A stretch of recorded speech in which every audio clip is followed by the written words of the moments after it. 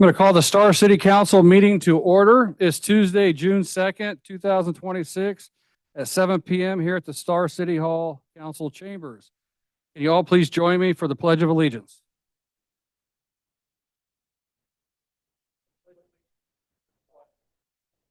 To the republic for which it stands, one nation, under God, indivisible, with liberty and justice for all.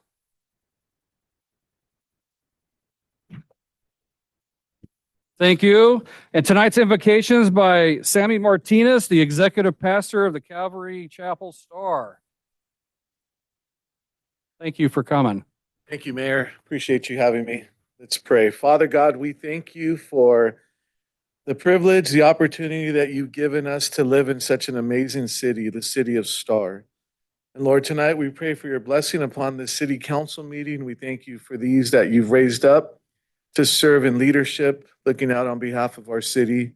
Lord, we do pray for your wisdom. We pray for your guidance, for your direction in every decision that's going to be made here tonight. Lord, we thank you for the work that you're doing within this city. We thank you just for the opportunity again that we have to live in such a special place and such a special time. And so, Lord, we pray for your blessing now in Jesus' name. Amen. Amen. Thank you. Appreciate that. Roll call. Day. Here. Wheelock. Here. Salmonson. Here. Nielsen. Present.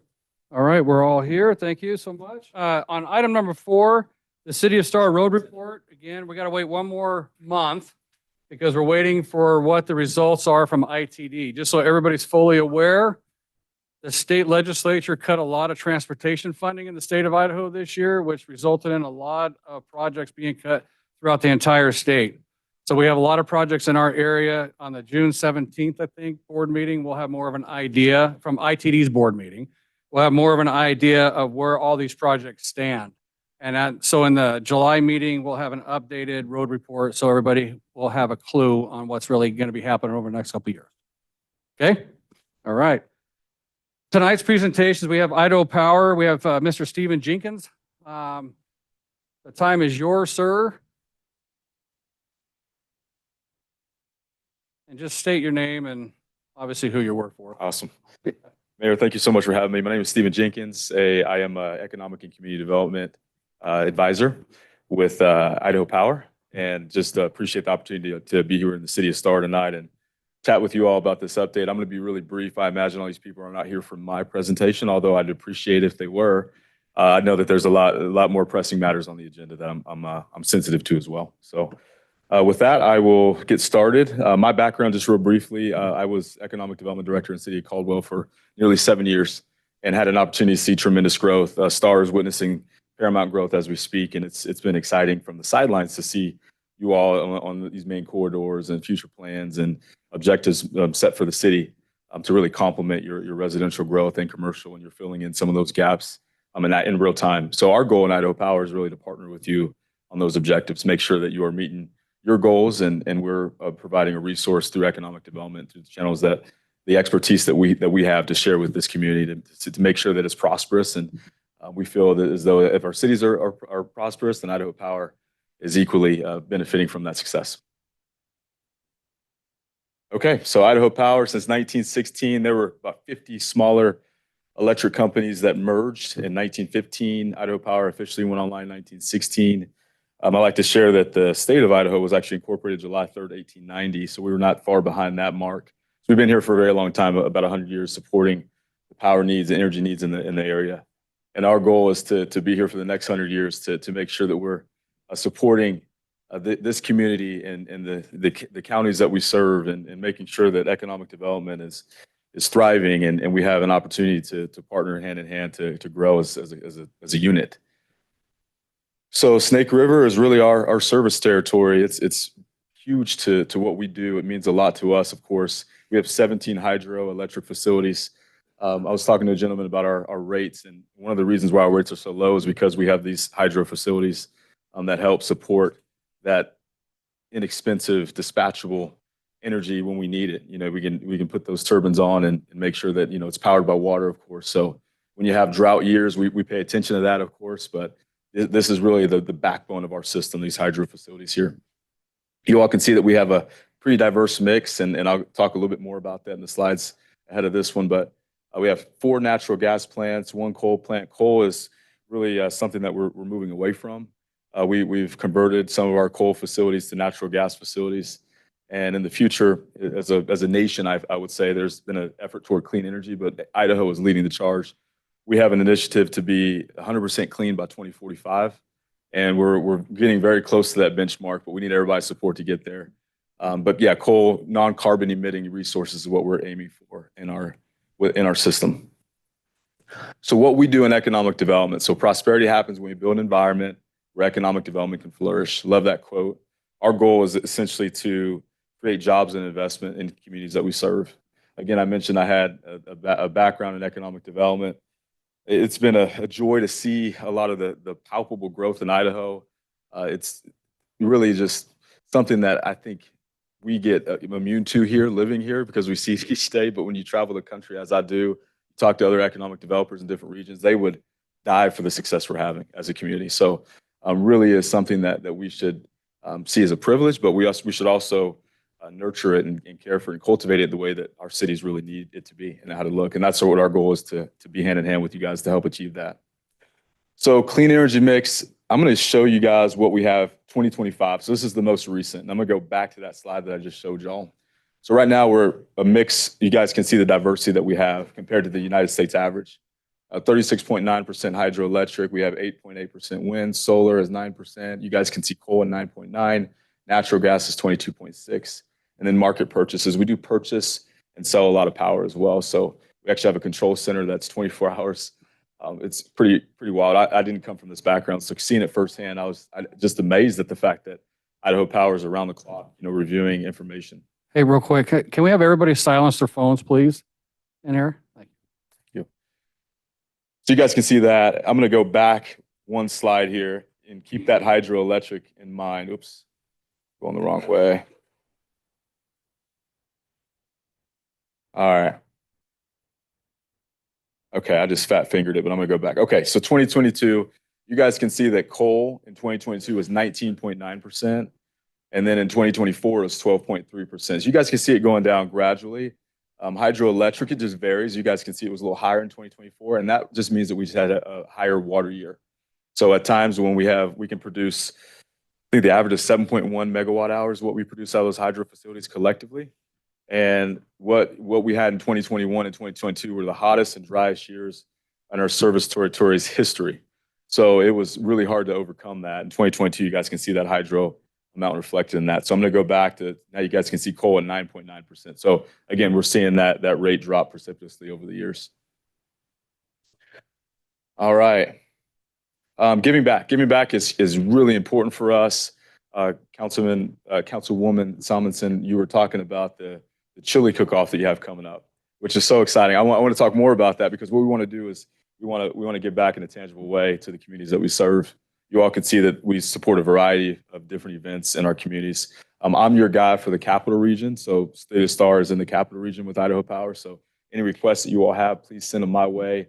Our team will evaluate and be a part of that. I have a mayor's golf tournament for scholarships on Friday. So if you want to give us 25 grand, I'll take that in a hurry to help for scholarships. I've been at Idaho Power 4 months. I've got a lot of credibility already, hopefully. I'll see what I can do.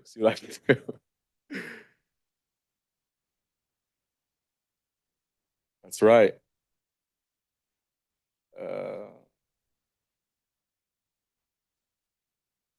It's stuck here. Oh, there it is. All right. So here's a couple events. So we're part of the Star Chamber of Commerce. We also sponsor Truckapalooza, and perhaps we'll sponsor something in the near future. So let's definitely stay in touch on that. I love those ideas. So planning for what's next. Growth in Star, and this is obviously specific to you all. You guys have grown very, very quickly over the past 10 years. I don't have to tell you all that. I mean, you guys have seen it, felt it, heard about it, all those things. When I was in Caldwell, we were growing at an annual rate of 5% or so.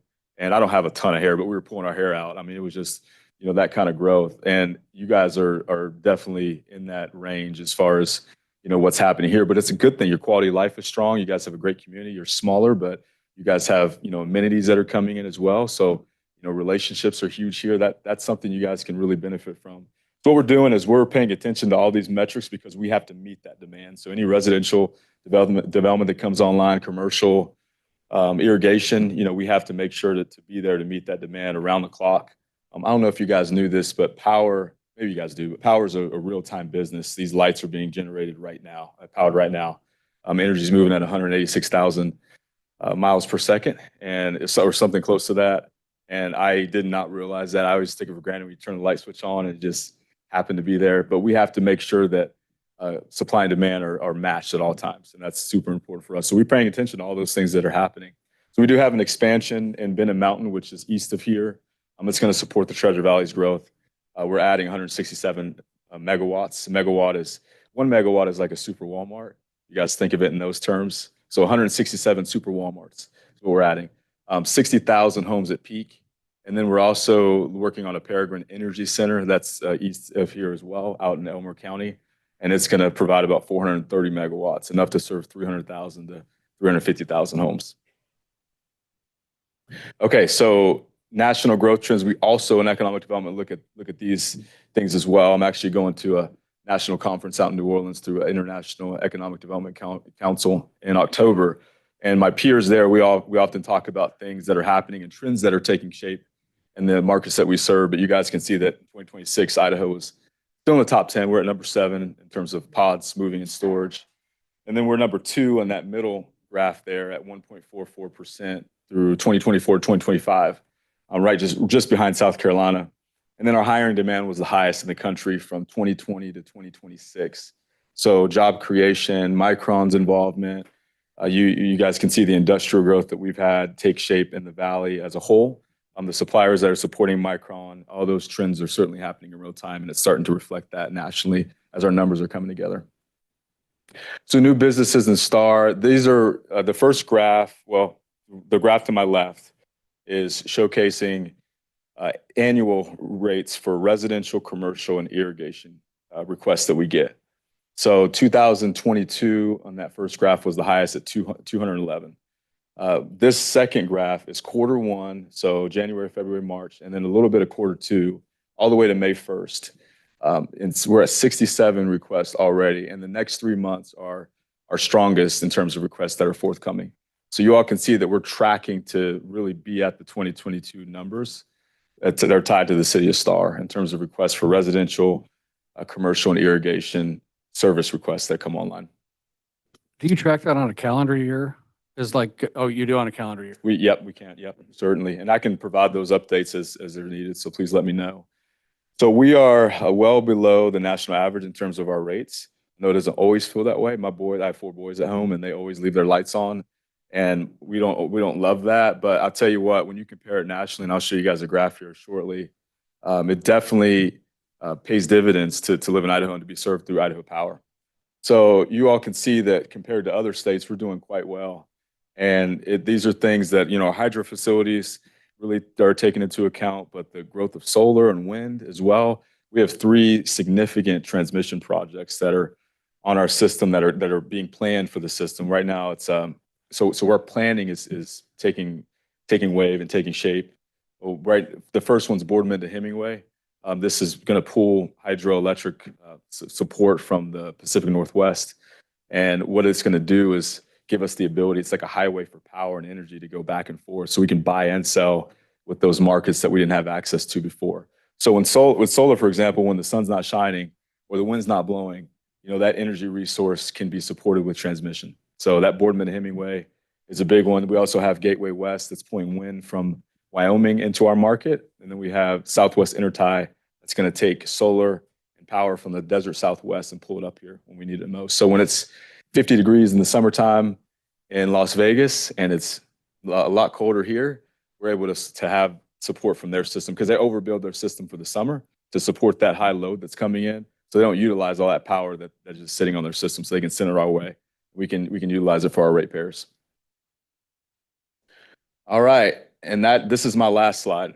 So we were talking a little bit about football earlier today, and one of the things that I was impressed by with University of Indiana, I'm a Georgia fan, by the way, but with Indiana football, Fernando Mendoza, this guy's a kind of a goofy guy, and I didn't take him seriously, and he shows up and his team shows up and they go undefeated, win the national championship, and they are doing exceptionally well right now. They're on top of the mountain.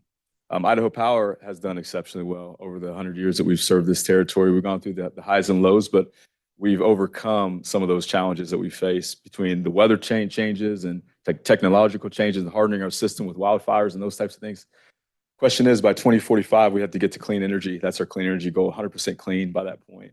We're getting close. I think we can reach probably 80% by 2030-ish, but that last 20% is going to be a challenge. So what is Indiana football going to do this next year? How are they going to come back? What are they going to look like? Same is true for us. How are we going to finish that last stretch? How are we going to get there? It's really through partnerships with City of Star and other communities to get there to reach that clean energy goal.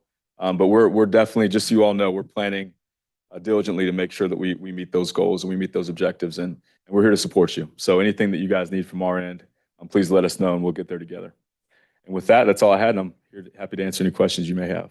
Any questions for Mr. Jenkins? I do have a question though for you. Do you guys have a Citizens Academy like you have an Academy 101 for everybody else? Or is that the same thing? We do. So mayor, council, we have what we call an energy academy. I think Mayor Solomon or Councilwoman Solomon, you've been through that, and maybe I've done it. You've done it, okay? Yeah. We don't have it for citizens per se, but that energy academy is just an outreach mechanism to make sure that you all see our system and understand how things operate. Hopefully, it was an enjoyable experience. Well, when you talk about, so the reason I say that is it'd be great if citizens had an opportunity to see the same thing because when you see that huge wall, right, that shows all the changes in demand at real time, from coal to solar to hydro, it's incredible to see how you balance all that out and how you're bringing power in and selling it out on the market, right? Yeah. It's pretty interesting. I do have another question though too, I guess, sorry. Is the transformer, do we still have transformer and meter issues like we had during COVID? As far as Yes. supply? Yeah, Mayor, I will say this. I mean, it's getting a little bit better, but that supply chain is still quite clogged. Okay. The reason is because there's such a demand for power across the country that the manufacturing that takes place is typically internationally based. So it is a challenge, and Okay. we're still dealing with inflation as well. Yep. Yeah, pad mount transformers. So the green boxes that you all see around town, those are up 441%. Oh, wow. And yeah, since pre-COVID. And then we have, the overhead can transformers, they're up like 200%. Wood poles are a measly 50%, so we're definitely grappling with those dynamics as well. And sometimes when you see those rate increases, it's not necessarily for, just because, right? 'Cause we're hardening our system with wildfire mitigation. We have to go wrap poles with this mesh material, make sure that we're not creating fires or sparks or those types of things. And then we're also, dealing with some of those inflationary costs. Okay. Cool. Any other questions for Mr. Jenkins? Yeah, Mayor. Councilman? So thank you. Really interesting. You say that the last 20% is going to be the hardest, and you're not going to get there without participation of the communities. What can we do? Yeah, thank you so much, Councilman. Really appreciate that. What really can benefit us is if you see, so we have what we call an IRP. It's an integrated resource plan. We do it every 2 years. We would love to extend invitations to yourself or other leaders in the community to participate in that process. And what that does is it forecasts the next 20 years for Idaho Power system and what that looks like. So if that's something of interest, we'd love to have your participation in a more tangible way or tactile way. The other thing is just mere advocacy. I mean, those things are helpful. If you see us out there supporting a project, it's because our IRP is telling us through the modeling systems that we have in that plan. It's called the Aurora modeling system. We put these models in and it shows us the least cost, least risk path forward. And if we're ever supporting something, to have you guys, obviously weigh in on that support and double down on that is helpful as well in the local communities. Because we do get pushback at times, or maybe things aren't well understood, and you all know how information get out and it just gets out of hand quickly. So we definitely want to have that, make sure that you just know that we're trying to do the right thing on our side and trying to support the ratepayers every step of the way. Perfect. Any other questions for Mr. Jenkins? All right, thank you, sir. Hey, thank you so much. Appreciate it. Appreciate it.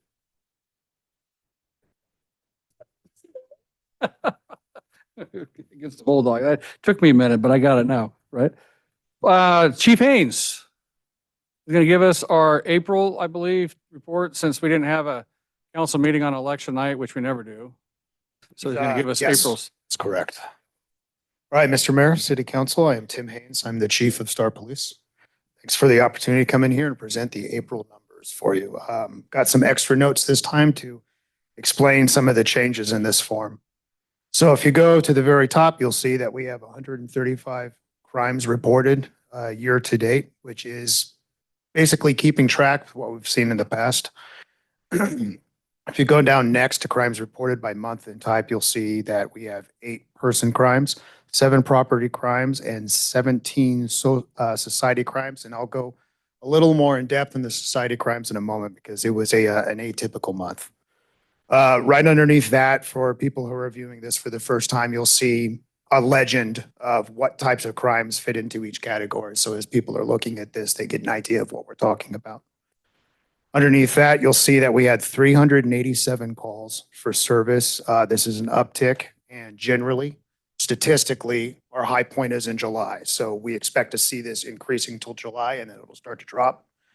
And then along with that, proactive policing of 2,079 self-assigned calls, which is a ratio of 5.4 to 1, which means for every single citizen call for service, we had basically 5.5 calls that the deputies were creating on their own, whether that is doing a security check at a business, making sure no one's loitering, performing traffic stops, just general things we do to ensure that we can keep the crime levels low in the community.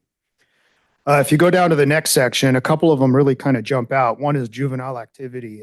Last year at this time, we had 15 juvenile activity calls, and this last month, or rather April, we had 40, which is a pretty big jump. I think some of those we can all agree are probably e-bike related.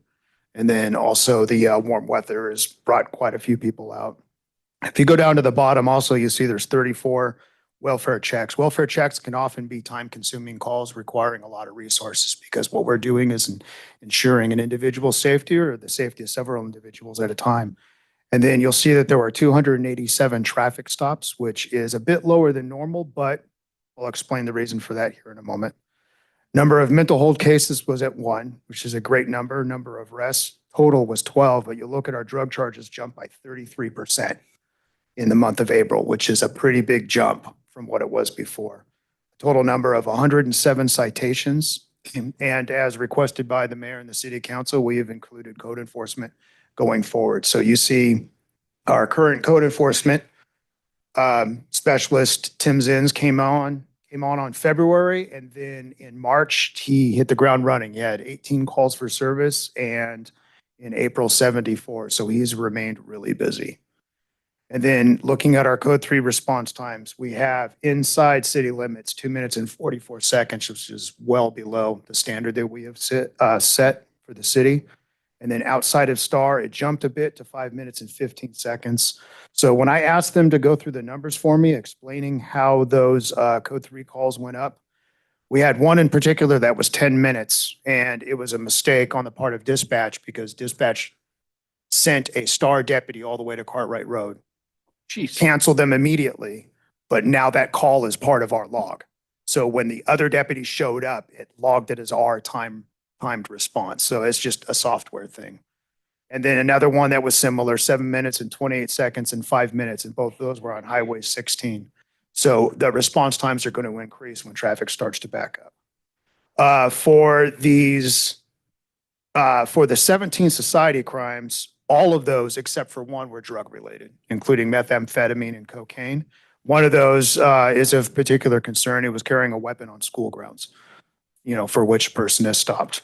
But those are our April numbers. I'm happy to stand for any questions. Any questions for Chief? Mayor Chadwick? Thank you. So looking at the citizen calls for service and the proactive policing, I went back and I was just looking at 2025 numbers and looking at those months, comparing it to this year's months. And it looks like the calls for service compared to last year in those same months over the 4-month span, the citizen call for service has increased about average of 11%. Well, the proactive policing has gone down by 14. And so, is that, do, you know, we want to be, I think more like have a lot of that proactive policing. And so is that shift just happening because they're having to go out on the calls for service?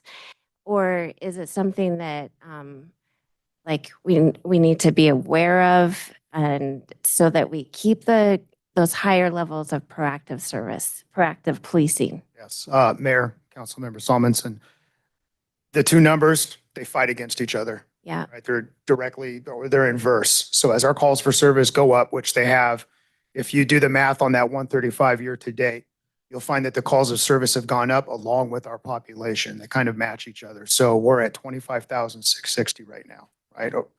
And as that increases, our calls of service will go with it. Sure. And then also sometimes these calls of service, depending on the time of year or the type of crime we're dealing with, if it is a crime, requires a greater amount of deputies to address it. Well, every time we take another additional deputy onto a call, say like, for instance, these 17 drug arrests all came, or they said the 16 drug arrests all came from traffic stops. Well, that means multiple deputies will be at that stop because we have scene security and then we have multiple people processing. And if we transport to jail, that takes someone out of the city. And that will drive our proactive service down. So it's one of our, the three basic goals that we have in the city is a proactive policing model. So the deputies will do what they can to attain it, but we're going to be forced to balance that against the needs of the community to keep us in the city. So do you have any standard of like what you're trying to meet for that proactive policing? Well, for me, I would like to see at least 3 times what we're getting for service. And we are well beyond that right now. Okay. The deputies are remaining busy. So March is kind of we have 2 shift change points in the sheriff's office. And March is one of those. So March, we get new faces in the city. They get accustomed to where our problem areas are, and then things take off from there. And then on top of that, we'll have the POP team who is going out and looking for specific issues. So I anticipate that our proactive policing model is going to continue to work, and we will continue to keep a good ratio. But yeah, there's going to be some give and take with what the citizens require from us, because obviously if a citizen calls in with a problem, that's going to be our priority. We're going to handle that first. Right. And then the importance of having the police to 1,000 population ratio. Right. Right. Yeah. Well, that's part of the reason we want to keep it, and Yep. that it does allow us. So I think it's hard to prove that something did not happen when we don't know for sure that it was going to happen in the first place. I might be wording that imprecisely, but really the only metric we have to show that we're doing things well is that crime is remaining steady or decreasing. As it climbs, that just means we have to refocus our efforts somewhere else. So for instance, in Star, we deal with a lot of traffic problems. So that's where we focus our efforts for the most part. All right. Thank you. And I would attribute the weather this winter was a lot different than the weather the previous winter. Yes. A lot warmer, a lot more activity, and a lot more calls.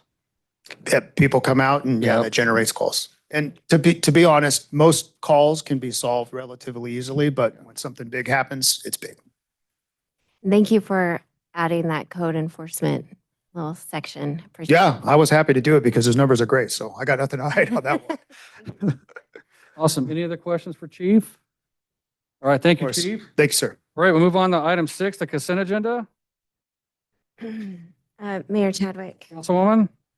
get my glasses. I move to approve the consent agenda consisting of 5A, approval of claims, but I did notice, I don't know if it's a typo or if something needs to be fixed. On page, let's see, sorry.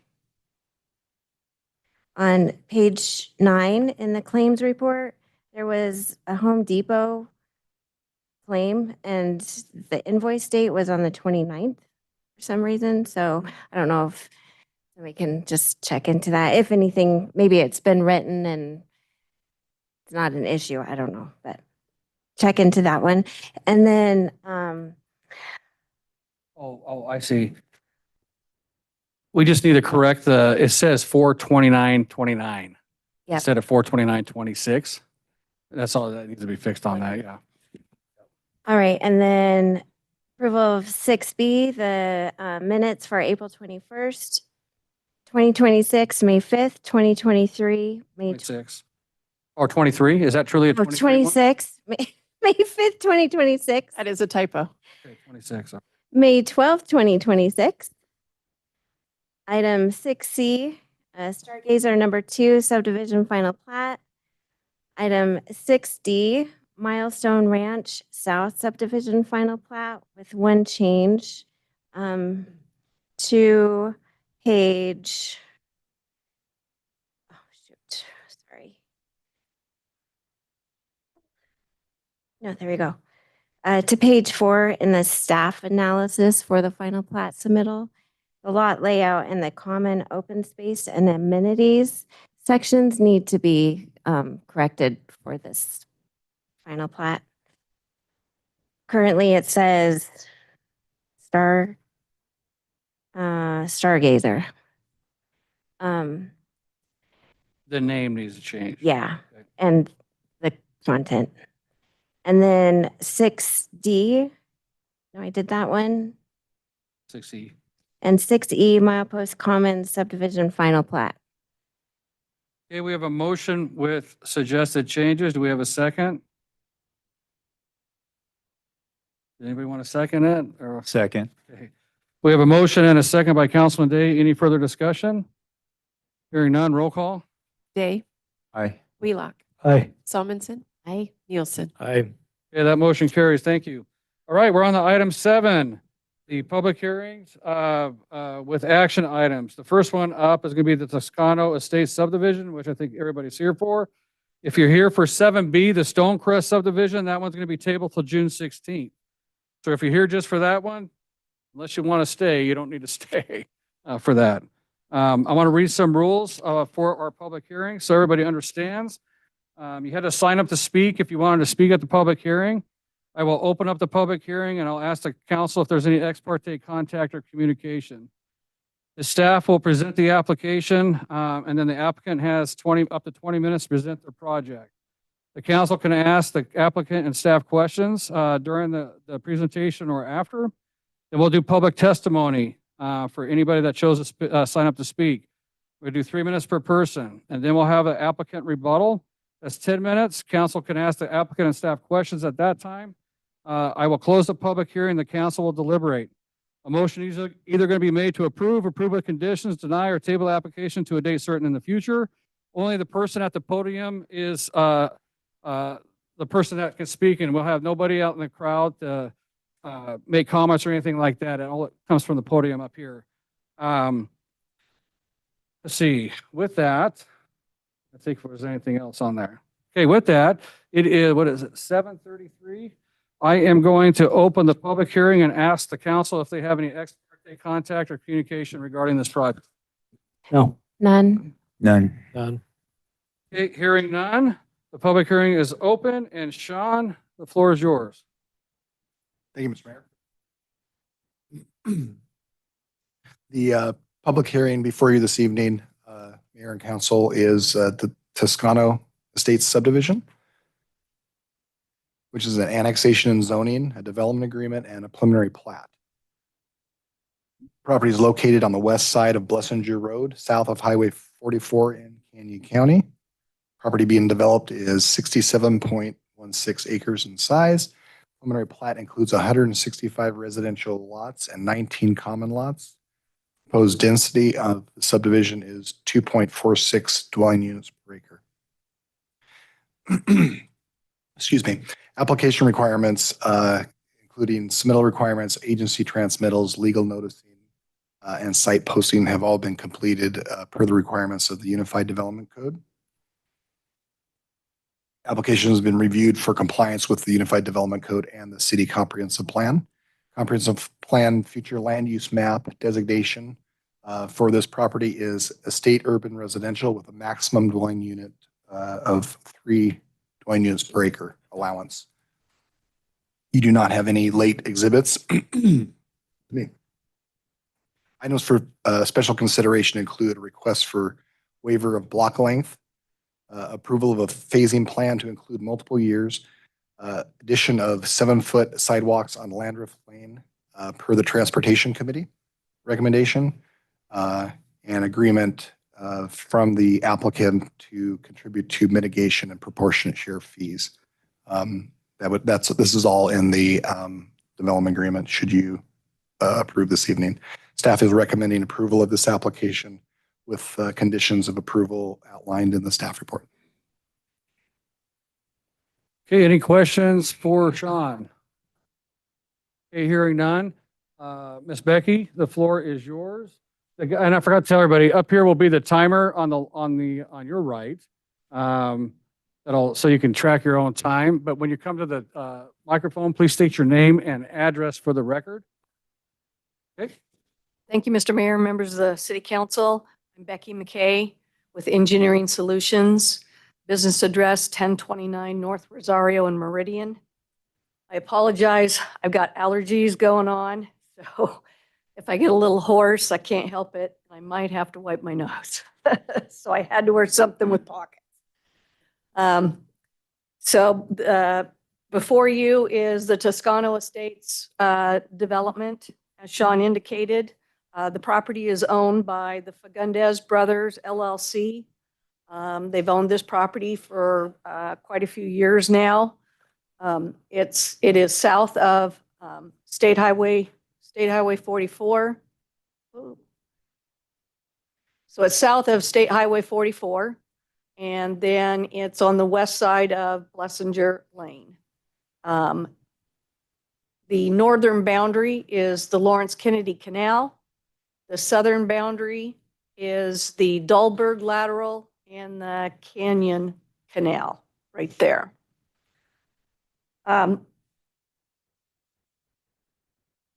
Switch over. So we are. Oh, thank you. Water. Here's a vicinity map to kind of let you know what's in this general vicinity.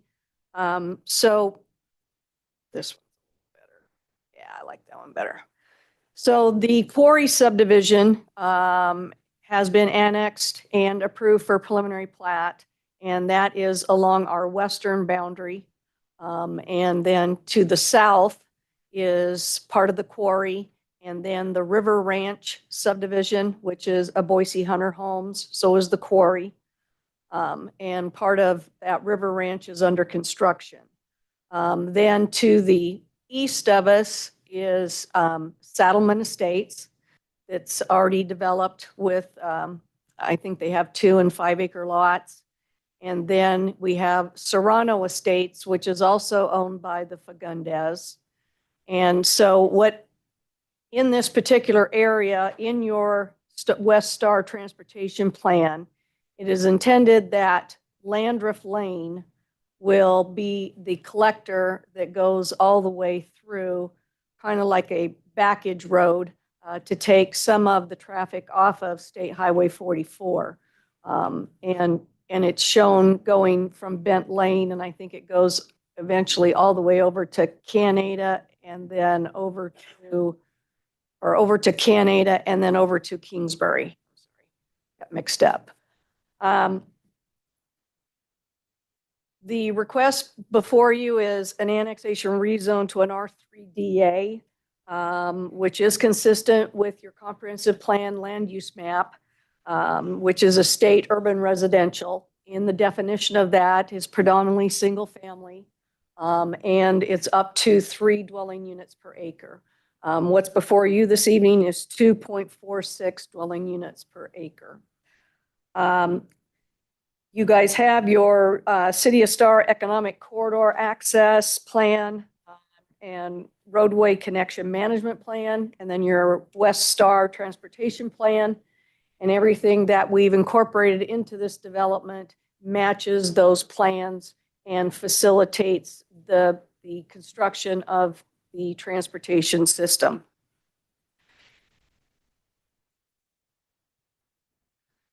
This kind of shows you these existing ponds that are out there. This property is in the 100-year floodplain. That floodplain goes up to the south side of Highway 44. I think there's a little tiny piece that's outside the floodplain. That's why you see a lot of the ponds that are located here within the future quarry subdivision and then in River Park, where they're using the fill material to build the land up to that 2 foot above base flood elevation. The lot sizes in the project vary from about 7,000. What? Oh. The lot sizes vary from 7,330 square feet all the way up to 24,873 square feet.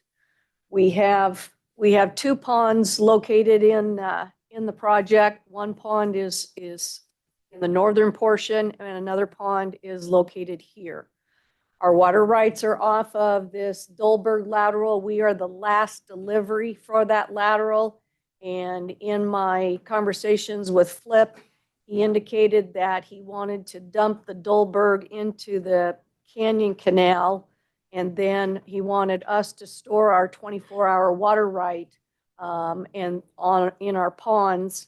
And our pump station would pump out of those ponds with an overflow to the DD2 drain.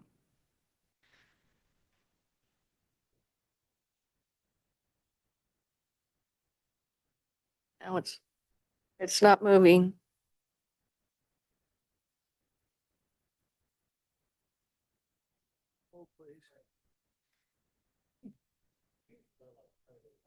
Oh, I got to point it that way? Oh, the computer's that way. Oh, okay. Thank you for the tip. As you can see, the ponds are located here. We also have a significant amount of open space within the project. Your multi-use pathway plan shows a multi-use pathway along the south side of the Lawrence Kennedy. That would be a 12-foot wide paved pathway that would be open to the public and would continue on linking these other subdivisions. As far as our amenities within the project, we plan on a pickleball court, playground equipment, bocce ball court. We have the 2 ponds. They will be aerated. We have a gazebo with some sitting areas, plazas, and then we plan on some benches next to the multi-use pathway. That's just the street section. So that's your West Star. So you can see this is Landreth Lane right here. So we're kind of the last piece, the Landreth Lane from Bent Lane all the way to the quarry. Those projects have all been approved. So we're the last little piece you see right there. Our primary access will be to Blessinger. Blessinger is designated as a collector, and so is Landreth.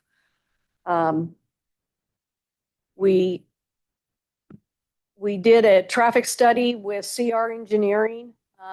It was reviewed and approved by both ITD and Highway District 4.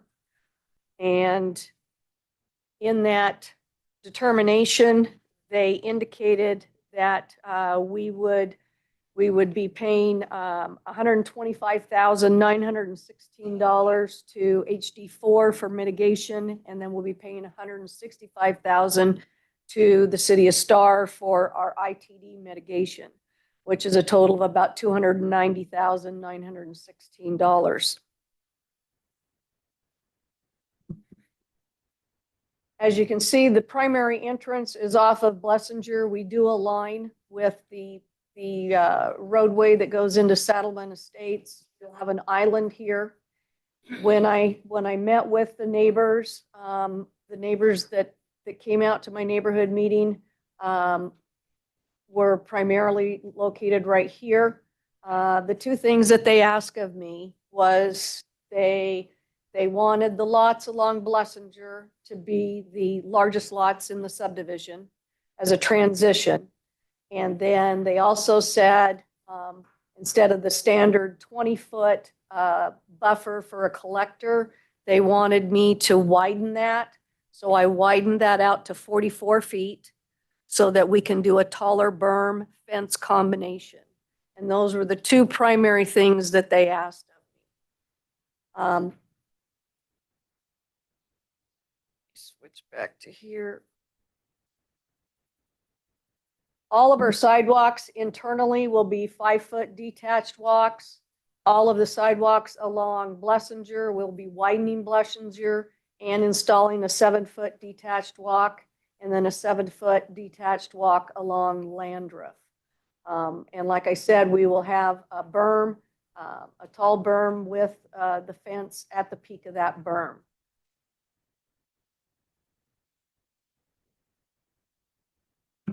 One of the things that's been a big concern out in this West Star area is transportation and what's going to be done.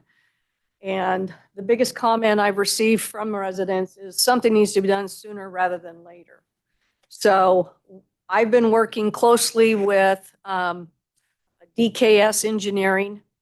They're doing our design for intersection improvement at Kingsbury and 44 and a signal design. We provided a conceptual design for the signal and the intersection to ITD and HD4. We had a meeting at District 3 just a few weeks ago. They asked us to lengthen some of our turn lanes, and then they informed me that they intend on accelerating signals and intersection improvements at Blessinger, Kingsbury, Canada, and Duff Lane. And they've taken those out of the State Street corridor environmental plan so that they can be expedited. And for example, at Kingsbury, those signals are, they're with the intersection improvements and the signals, they can be a couple $1 million. And so with the larger projects, obviously they're installing those improvements. With the smaller projects, everybody's chipping in to get those signals done sooner rather than later. In fact, on Palmer Lane, ITD and ACHD have accelerated that Palmer Lane improvements, and signal will be installed this fall. So they contacted me and asked me to go to my developers, and instead of paying per building permit at the City of Eagle for the ITD mitigation fees, they asked us to pay them upfront before September 1st to help make that intersection improvement and signal happen. And all my clients agreed. And so we'll be writing checks directly to ITD for those improvements. So there's a lot of things happening along this State Street corridor that are positive from a transportation perspective. Obviously, this is 165 lots, 6 phases. It's going to be built over multiple years. It's been annexed into the sewer and water district. We do have water located right here at Landreth and Blessinger. We'll be taking water up Blessinger on another project called Terramore, and then boring under Highway 44, and then taking it up and looping it over to your new well at Kingsbury. This project sewers to the west. And so we have to sewer into this street here that's at the quarry. In my conversations with Boise Hunter Homes about the quarry, they indicated that that was going to be a few years down the road, that they had enough lots at River Park. And so we may have to sit a little while to get to the sewer. Or if they grant an easement and annex into the sewer district, then we could go pull the sewer into our project. As far as Landreth Lane, that's going to be a 52-foot right-of-way, and that's a 46-foot wide street section. So it is a full collector section. We will have the 1-foot swales like we've talked about on some of the other projects to obviously help facilitate with storm drainage where we do have high groundwater. and then the 7-foot detached walks. Along Blessinger, we'll be widening 23.5 feet from center line, installing our 44-foot wide berm and fence. And then we'll have a swale that takes that drainage there.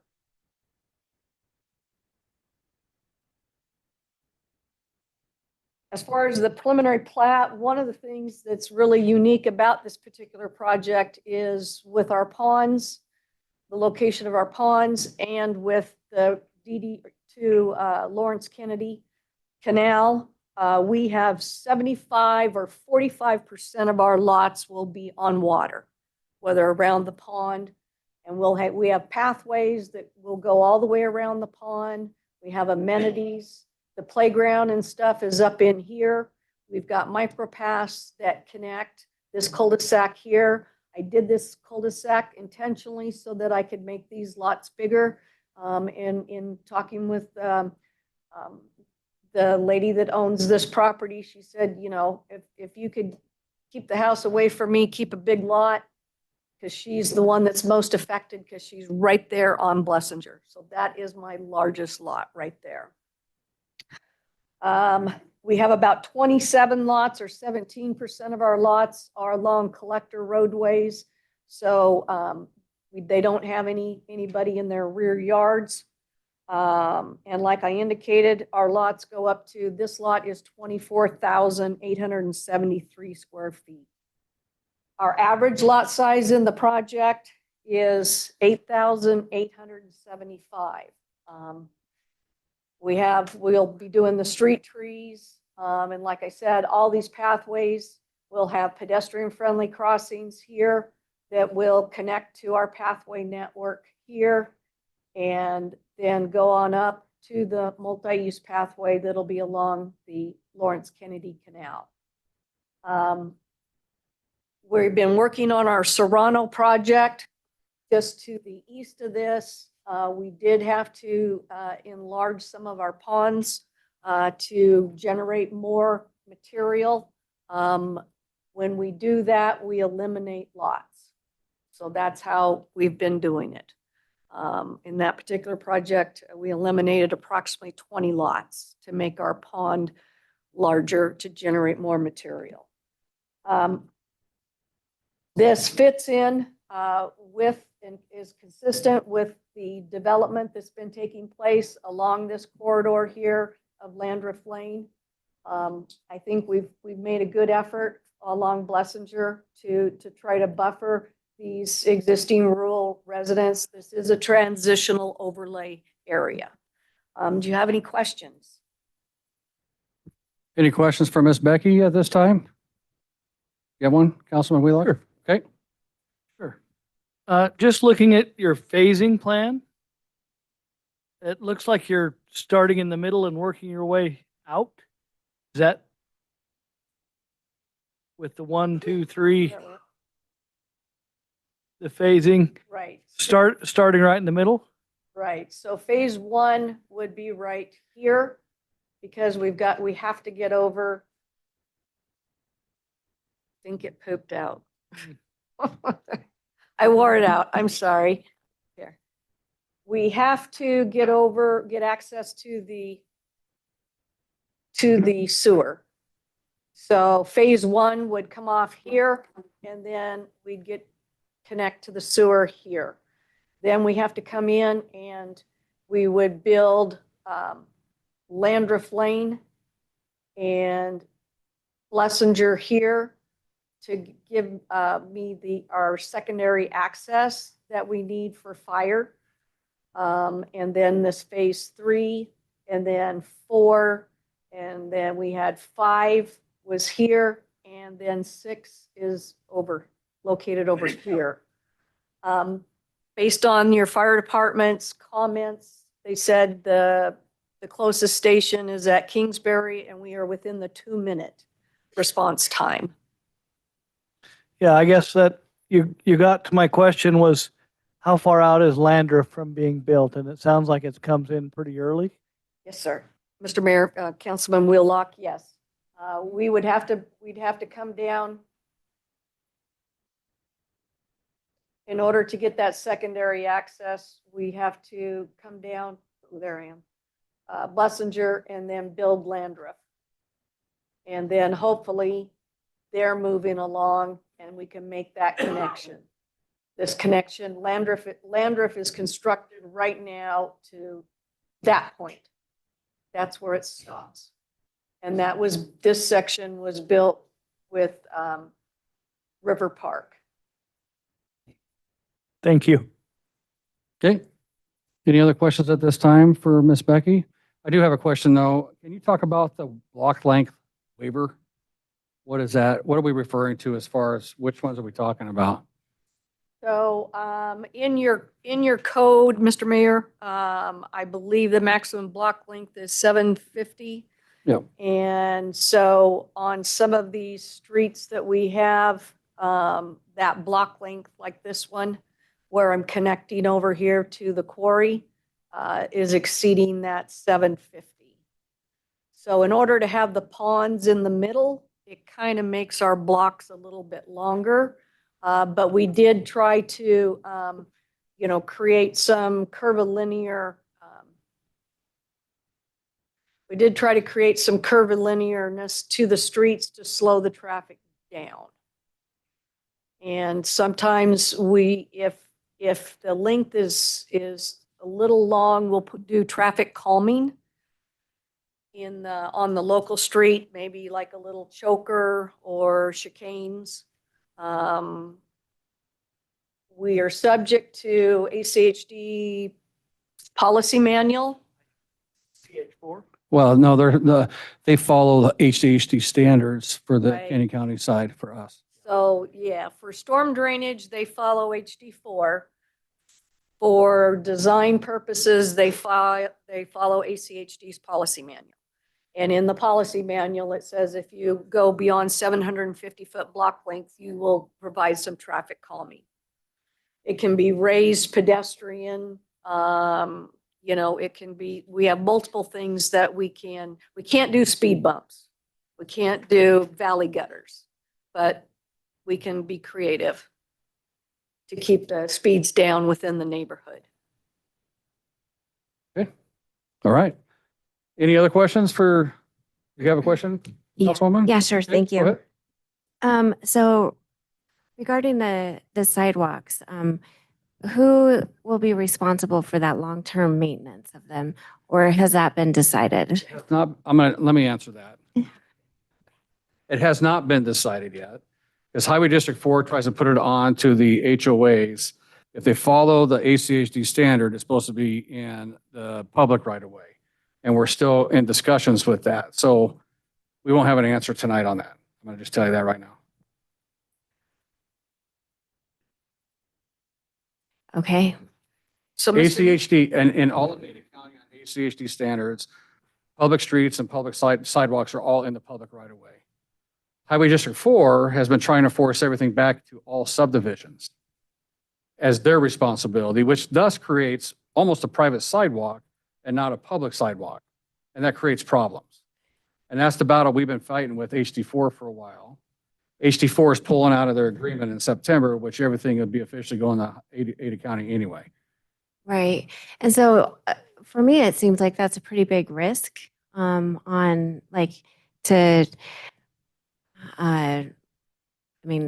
unknown. And so what happens if it does have to go into the HOA?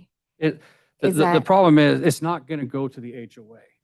It's Okay. going to go to public side because if they follow the ACH standard like they're supposed to be following, it's a public sidewalk.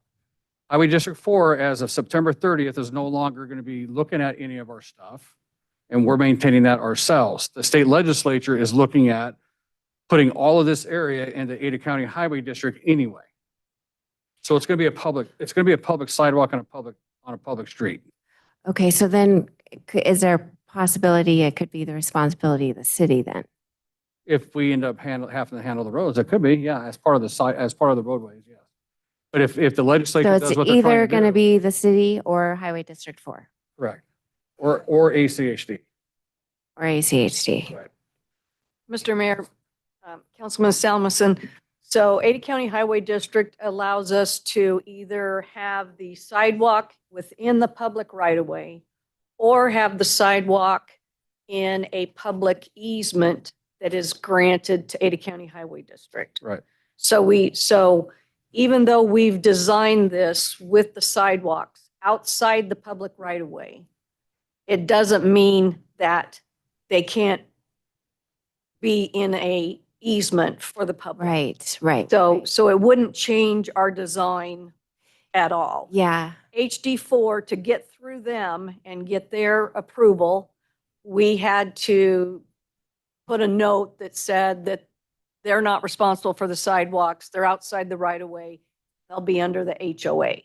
But if they move out of the picture in September, I mean, obviously, we're not going to be coming in with any design plans in September, before that. I mean, like I said, it's going to take a little while. all right. This is a challenge that we've been dealing with for a year right now with Highway District 4 on this. So, yeah. Okay, and then regarding the streets, cross sections, did notice that you had reference, I think all over in your written report also, it says that it's 7-foot sidewalks along the collector roads, but on the cross section, on the actual diagrams, it shows 5 foot. So I just want to confirm which one it is. Yeah, the cross section up on the top shows 7 foot and your little key detail down below says 5. So you just And need to we do require the 7 foot on the collector road. Yeah, that an Mr. Mayor, Councilman Samuelson, all collectors will have 7 feet. Okay, That was just a typo on the technician's part. And I think Sean has that in his staff report, that the sidewalks for all the collectors will be 7 feet. okay, thank you. And then regarding the floodplain, so can you just point out again, you may have, what area is in the floodplain on that phasing map? So and then when are you going to are the ponds being created at the very beginning, like in that first phase, or? Mr. Mayor, Councilman Samuelson, like out at Heron River, we didn't start our ponds until we started construction. Because obviously the pond design has to go before, be reviewed by the city engineer and everything. So I don't see them going out there, in a month and start digging ponds. No. As far as, let's see. So the floodplain is along that south side of Highway 44. The city engineer indicated that there's like one little area. It's kind of where that 4 is, right Okay. there. There's a little high point and there's a little area that's outside that 100-year, but it's almost an insignificant little area. Because I think in your report, it referenced that you were going to use the material from the pond to raise that floodplain area up. Yes, and we may need to import some material also. Okay, We try to make the sites balance, but sometimes it's difficult mhm. because we do have between like 2 and 4 feet of fill. And there's no gravel extraction or like Off-site, no. any of that? No, anything that would be coming out of those ponds would remain on site, would not be trucked off site. Okay. We need every bit of it, believe me. I think that's all I got. Thank you. Okay, any further questions for Miss Becky? All right, thank you, Becky. Do we have the sign-in sheet, Sean?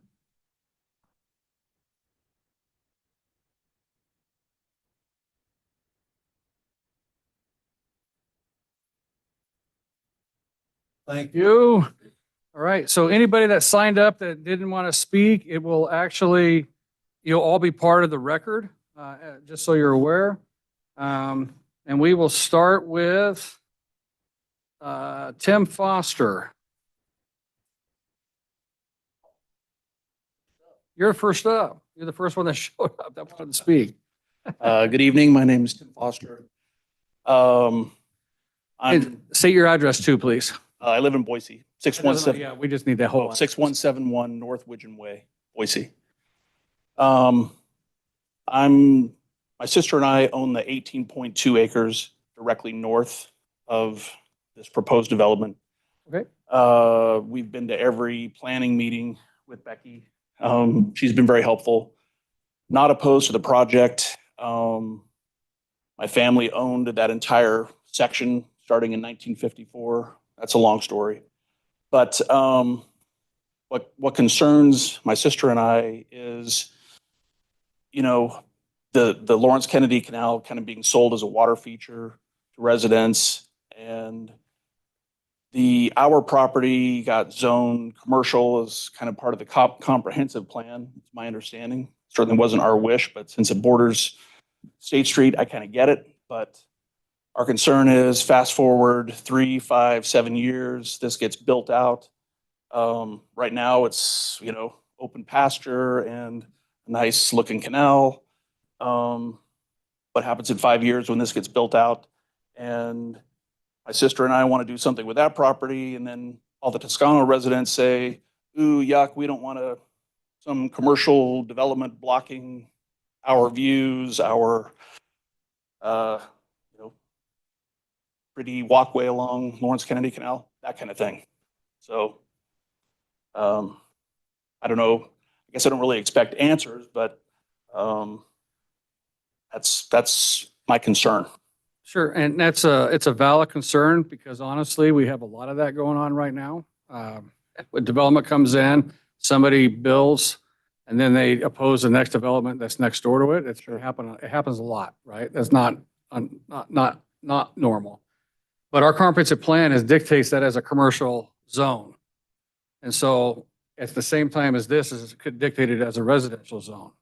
So if that commercial zone is there at the time that you guys decide to develop it, or unless the city at some point changes it and you want to change it and we do something different, then it's going to be a commercial corridor and these folks are going to have to deal with the commercial aspect of that, right? It's not like industrial commercial, it's like neighborhood style commercial, I think, right, Sean? Is that right? C1? It's highway commercial with light But not industrial, industrial, right? light Oh, industrial. light industrial, so light industrial stuff Mhm. on there. So what does that mean? So I will have Sean give you his card Okay. because he can talk to you about a lot of that offline, exactly what all that means for you and your sister in the future on what that looks like for you Okay. on there. But they have to, the residents can't stop that commercial development if it's built into the city code and the comprehensive plan like that. As long as it's not some data center, which we won't do. So everybody's aware, Star's not doing data center. We can't do them. We can't support that infrastructure. But it'd be different style commercial and Sean can lay that all out for you on that. So we'll get a card. He'll get you a card on that. Okay. And I think it's beneficial for you guys as a family anyway to really understand what your rights are on that entire piece Sure. in the long term. Yeah. Great. Thank Cool. you. Thank you. Any questions for Mr. Foster from anybody? All right. Thank you, sir. All right. Clayton? Briscoe? Are you both speaking or just one? Okay, all right.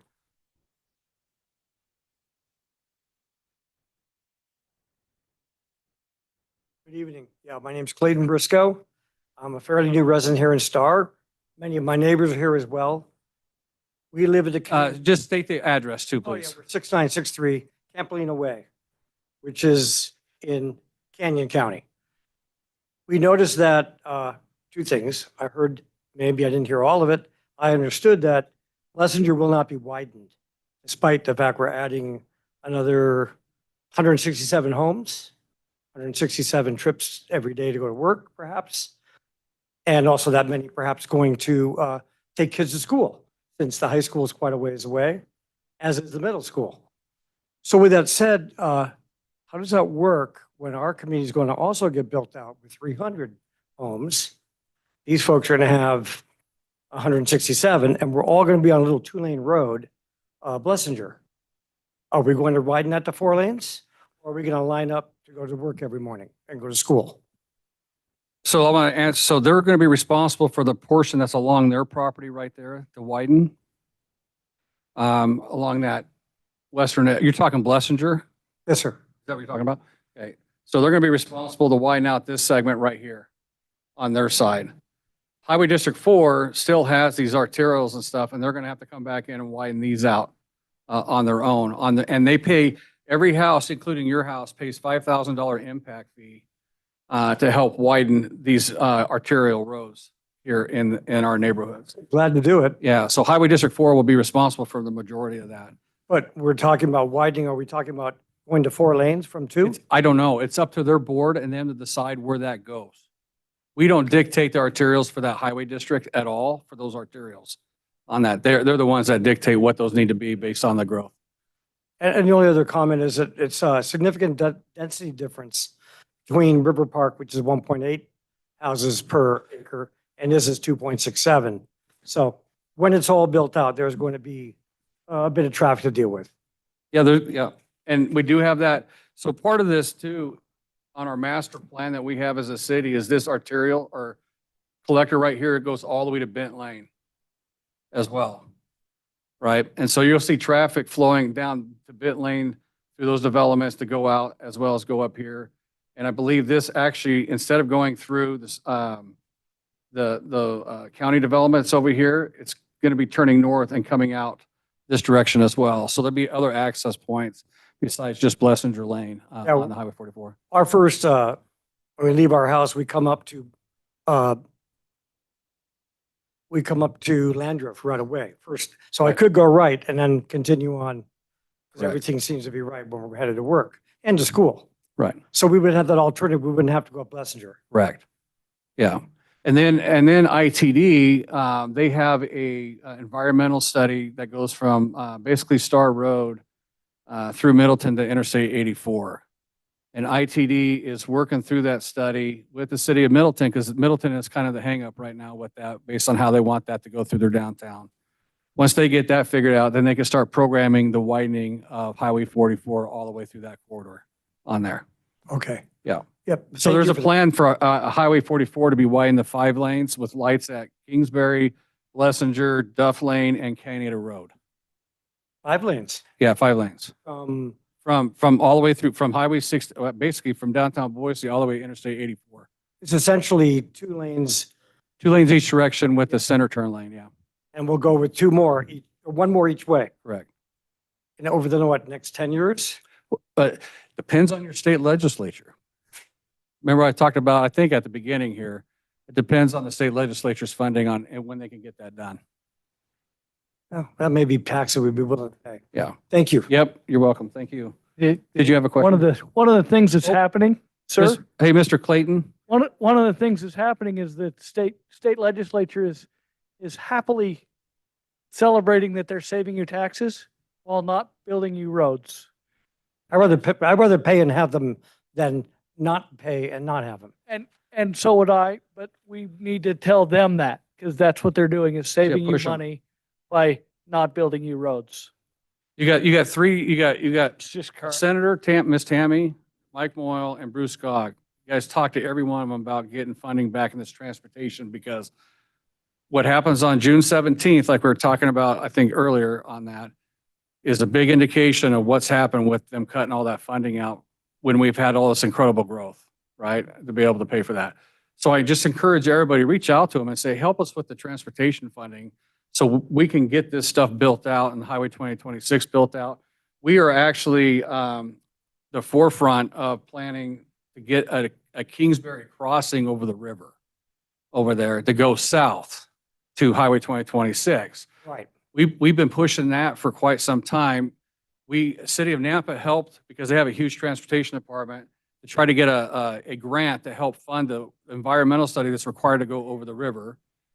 And Ada County Highway District was the one that got awarded money in our area and not them. That would have helped us with that study. So we're trying to regroup and figure out what we're going to do there.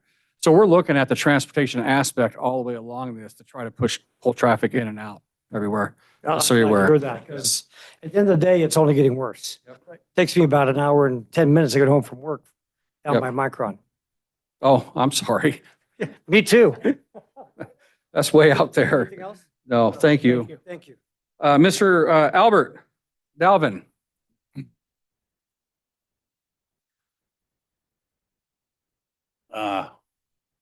Council members, mayor, I'm Albert Dobbin, 22020 Blessinger Road, Star, Idaho. And the only thing I can say is dealing with these subdivisions like I have, and like I've been messing with the River Estates for the last 8 years, that I think, you know, we found out you got a law that you're supposed to fence the properties. Well, they haven't ever fenced my property off from theirs in 8 years, you know, and it's nothing but a weed mess. And so I want to hear it stated here that this will be fenced down Blessinger, and that'll be done before any construction goes, because that's just an eyesore. And it, I mean, people are staring over there looking at it and all that stuff. We just don't need that. And we had a surveyor out there the other day, and he walked down my driveway 40 feet. And I says, no, you're on the wrong side of the road, mister. And he says, well, I'm supposed to survey 40 foot over here. And I says, well, go ahead. But me and the highway district decided when River Park Estates came in, they got I give them 3 foot of land for Blessinger. And I had a guy or a engineer from the highway district 4 out there, and he stood there. And I told him that was it. That's all the land they're getting, you know, be satisfied. So they agreed to it. And now it looks like if he's measuring 40 foot on my side of the property, what are they coming back with? So I want a solid statement saying they're not going to touch the east side of Blessinger. I don't care if they do have right of ways to 27 foot on further to the north. They don't have it on my side of the road. And I'd like to make that clear. And I'd like to know an absolute date. I'm getting pretty old. I'd like to see it. I mean, I'm 79 years old. I don't look at, everybody says, oh, you're not that old. Anyway, I'd like to see it before I die, that road get improved up there at 44. And I mean, I know that the Star and Middleton got in a arguing match the last time when they had the funding.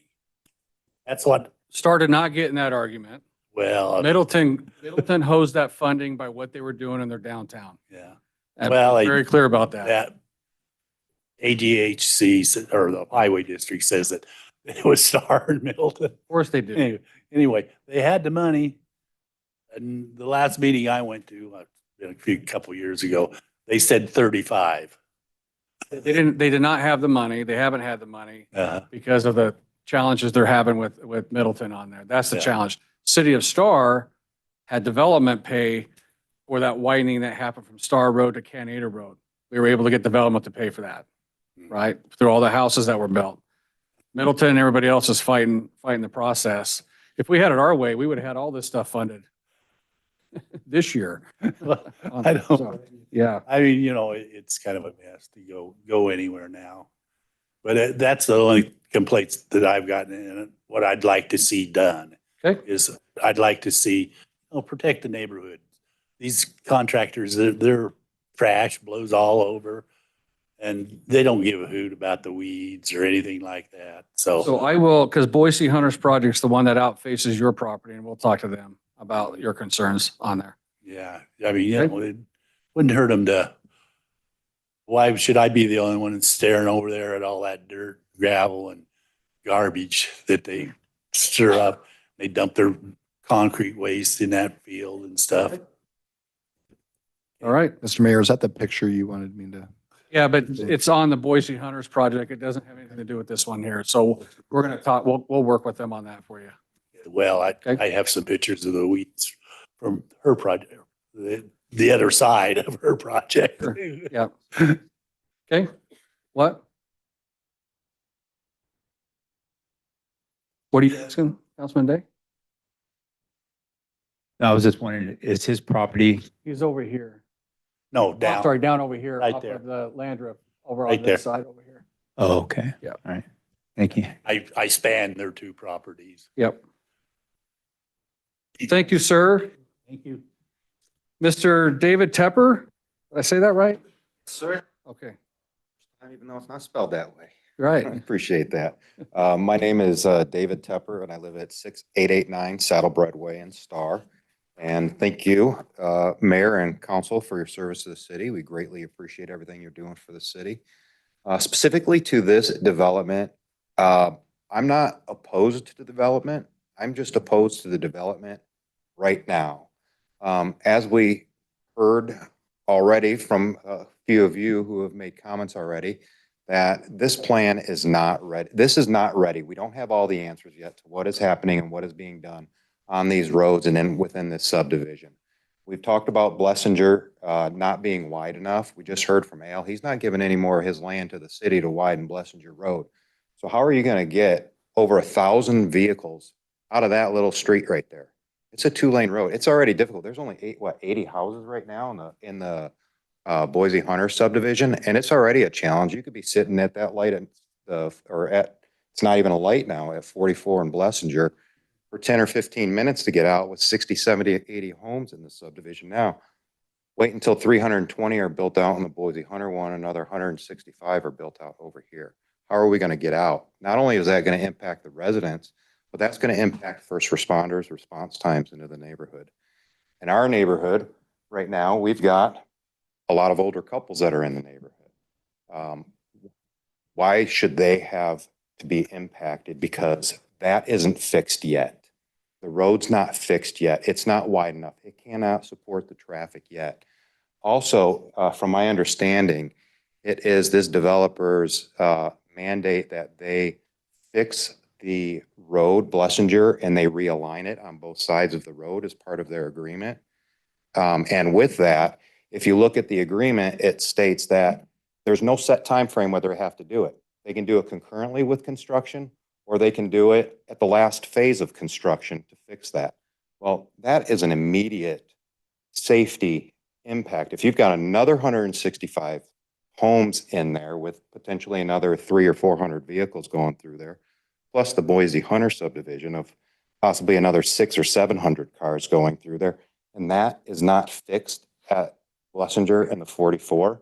In addition to that, I know they talk about Landrift, but Landrift's going to be nothing but a pass-through, cut-through, shortcut for people transitioning from neighborhood to neighborhood, making additional congestion for people trying to get out of the different pockets, whether it be in the Serrano division or whether it be in the Boise Hunter subdivision.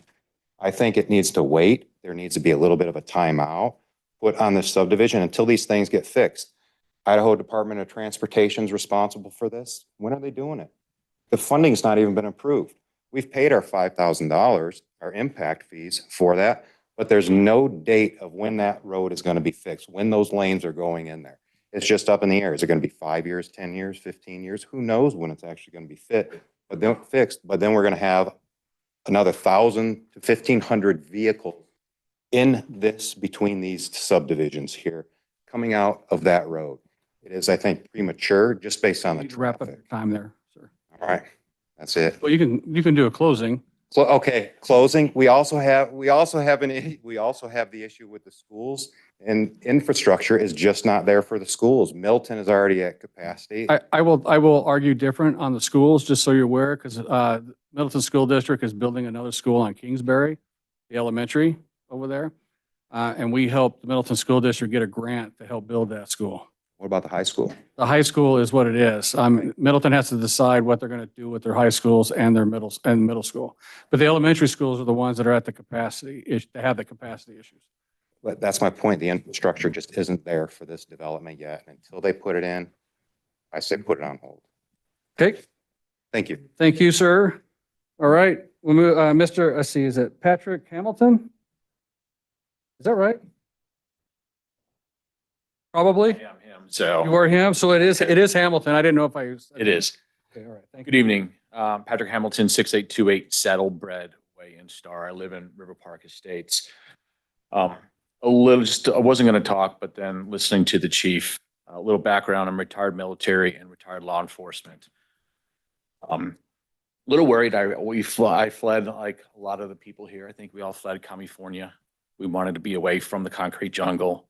My round trip was 150 miles every day to work. Fled as soon as I could get out and retire. Came here, wanted the small town feel, and now Star is turning into a concrete jungle.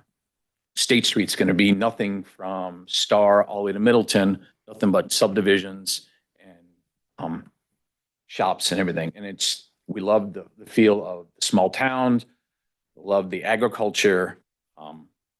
Here's how much Idaho is big agriculture, but we're getting rid of all that. And it's just starting to wonder if it was the right decision coming out here, because I could have stayed in a concrete jungle in California, but didn't want to.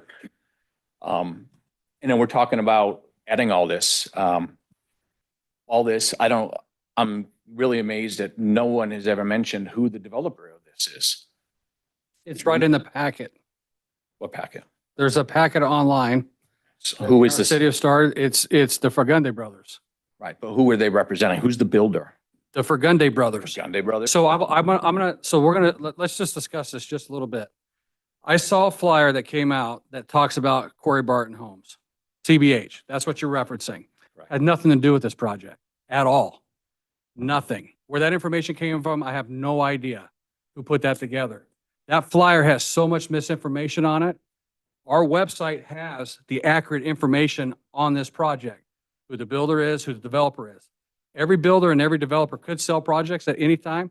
The CBH is not even involved with this, and Becky can even speak to that when she comes back up here, just so you're aware. Okay, because yeah, we've heard, and we know CBH does a lot of rentals, and rentals equal. They do more for sale than they do rentals. They do have rental properties, but they do more for sale stuff. Yeah. And so you do worry, when you get rentals, and I'm going to go off on a side note here, but you get the have-nots want what the haves have, is what we learned in law enforcement.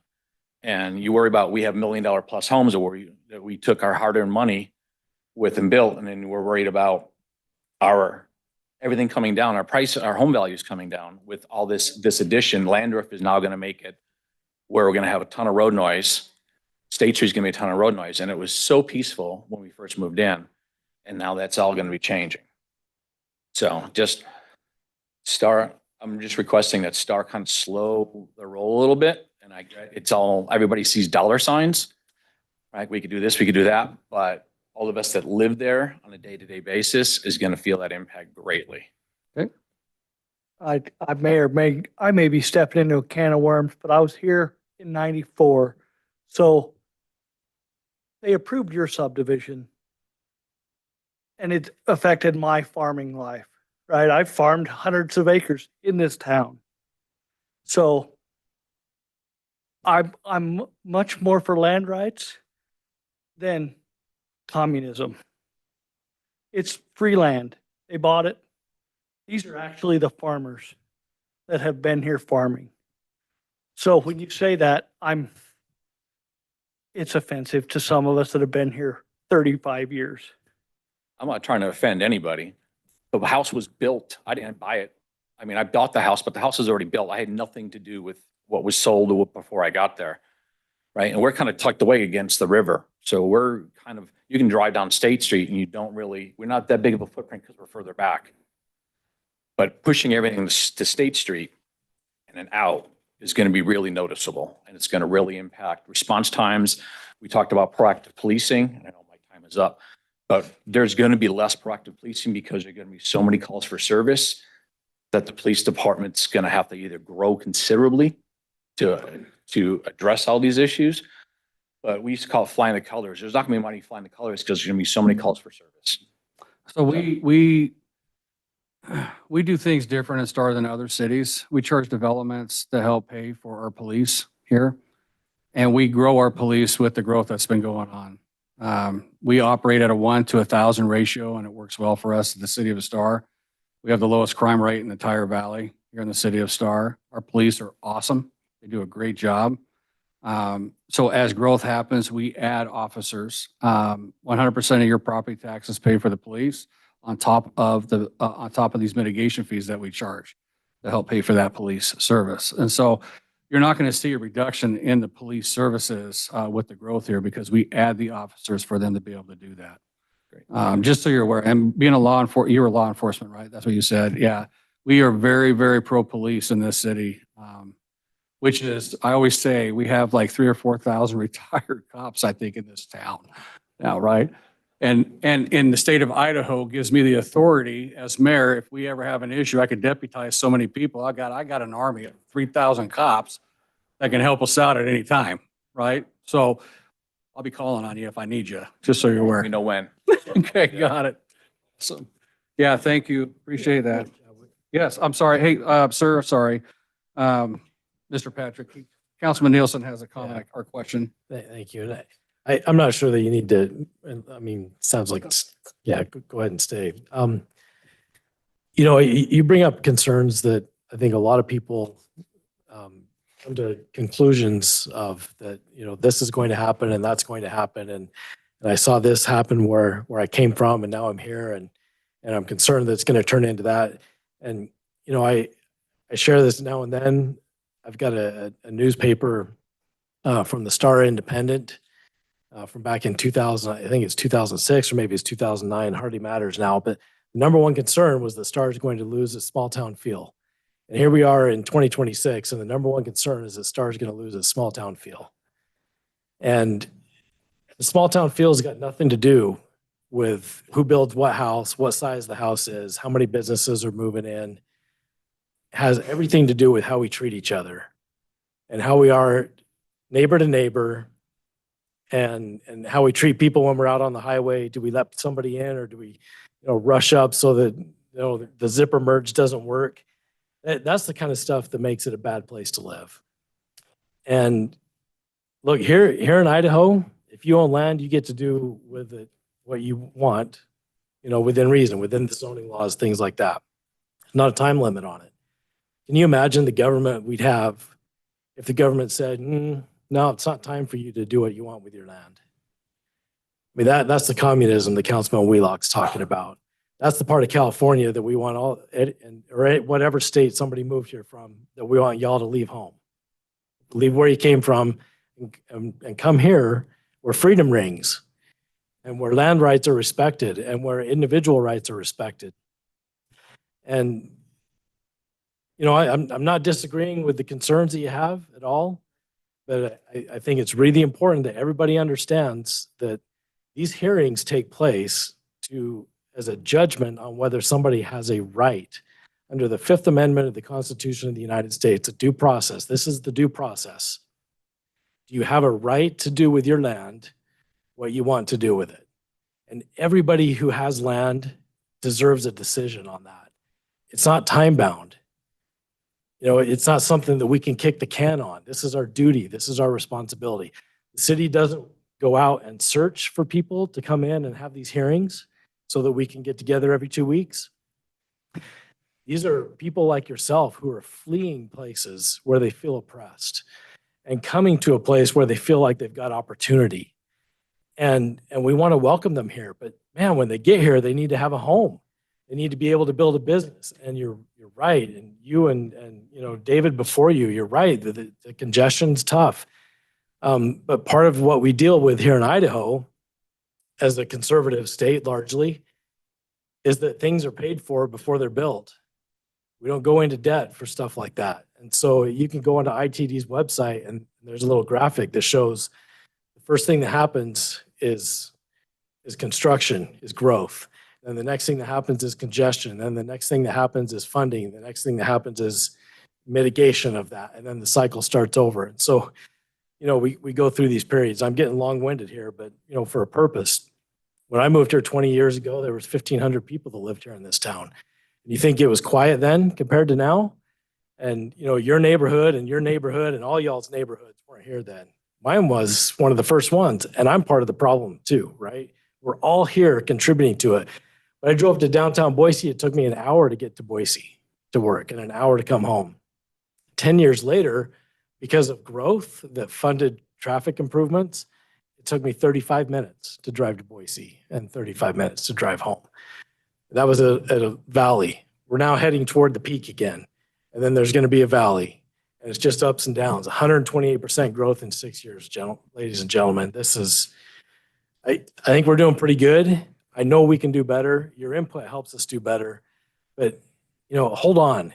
We are not becoming the places that you move from. Yeah, thank you. I mean, I welcome everybody that's here. My family's been in Idaho since 1880. Long time, man. There was dates in Idaho when people, and even when I was in the Army, when people would say, or when the state was trying to get people to come here. But it took a worldwide event to create the mass move. Honestly, COVID created this challenge for everybody because people realized what their state governments and their local governments were doing to them in that area. And I refuse, as the mayor of Star, to ever turn into anything like that. I refuse that, right? Because I truly believe in the United States and our freedoms and stuff that we have. And so these opportunities like this are great. Like Councilman Wheelock, 1993, I met my wife out here in Star, right? I've seen the growth. It's crazy to see. It is, honestly, it's insane to see for us that have been here forever. But I welcome you guys. I really do. And I welcome your opinions. We all do. Yeah. And what you experienced, I talk to so many people from all over the country that tell me what happened, where they were from. And I'm trying like crazy not to allow that to happen here, but following as far as crime and government intrusion and all that kind of garbage that happens. But we have a very big thing here in Idaho, and it always has been, on landowner rights, and it's in our state constitution on that. We have to follow all of those rules and stuff on that. And so when I saw that flyer, which really made me mad, it said, stop the sale of this property. What are we doing? You don't want government to ever intrude in somebody selling. It'd be almost like me saying, you can't live there. I'm going to get involved with your house right there, right? This property is not anywhere related to CBH or anything. It's the Fagundes brothers, a big farming, ranching family. Even if it was CBH, we're still not getting Well, it doesn't, involved. but I mean, I We're just still want to not say, doing it. it's not that product on here. So I welcome anybody that wants to talk about this stuff. Come in, man. I'm an open door, open book. I talk to anybody and everybody about this because I really want to hear some of the challenges and stuff that you guys see. I work so hard on the transportation stuff here in Star. I've been fighting this defunding of Highway 44 widening, just a simple 1 mile through town. That I've been going to the meetings. I went to Pocatello to a board meeting. I met with the board members and the district engineers, and it sounds like they're going to put this back in. They found the money to get it done. And that it's all because we're fighting for the things that you want, but we have to follow the rules in the state of Idaho to accomplish that. And that's why we need your guys' help in the state legislature, because they don't listen to the cities. They listen to you guys because you vote for them, right? But they don't listen to us, right? Even though they're friends of mine and I argue with them, they just still don't listen to me on that. So, but thank you so much for your service as an officer and stuff like that. And I welcome you here to Idaho Star and come and meet with me. I'd love to hear more about what you experienced there. So we can Mr. build Mayor, stuff that we have. Mr. Mayor, now's a good time to plug your town hall meetings. Oh, yes, I do have. Well, let me plug a couple things. So I do have a monthly town hall meeting. This guy's like, what He happened? goes, man, I'm done, man. Came in to talk. You got me 20 minutes up here. But I do a monthly town hall meeting in here on, I think it's the fourth Wednesday of every month between 3:30 and 5 here in City Hall, if you guys are interested in coming to that. We try later. People ask why not do later. I do later. I get one person. I do it during that time frame. I get 15, 20 people that show up, and it's a free for all on questions and stuff like that. And then I encourage everybody to come to my State of the City in October. Appreciate it. My State of the City in October talks about all this stuff, and it's a free forum on that. So thank you so much. Appreciate you. Sorry to keep you up there and listen to us, but you could, you can understand some of the concerns that we have as being here for so long when we hear some of that. And it's like, we don't understand what you experienced over there because we've had this beautiful place forever, but I want to understand what you experienced so we don't turn into that place that you came from. Yeah. Right? Yeah. Thank you so much. Yep. Please sit down. Yes. But I would like to also add that, our comprehensive plan. Yep. So that is a great, you guys can all go out and look at our comprehensive plan, and that is our long-term planning guide. And so all of this area, we have a preferred a density range in here. And so for all of the area of impact. And we are in the process now, I think, of updating our comprehensive plan, right? In July. That's your plan also. It's not our plan. We need your input for it. And so I encourage you to come out for our comprehensive plan update when we're doing that. When we do these things, we've had over 1,000 people help update that, right? They provides us with how this is going to be built out as a city. So it's just not ours. So thank you so much. Yes. The reality is that comprehensive plan, how much did you cut that Yeah, cut it density back. down 5 years ago? By 40%. 5 years ago. So that we went down, we to downzoned as a 40%. city of Star where other cities were upzoning because we had so much growth. And the building development community did not like me at that time, but that's okay. It feels like it's not enough. Yep. But it's never going to feel like it's enough. Okay, so everybody that signed up on the sheet will be made part of the record. That's all that spoke, sign up to speak. So Miss Becky, you could come up. Thank you, Mr. Mayor, members of the city council, Becky McKay.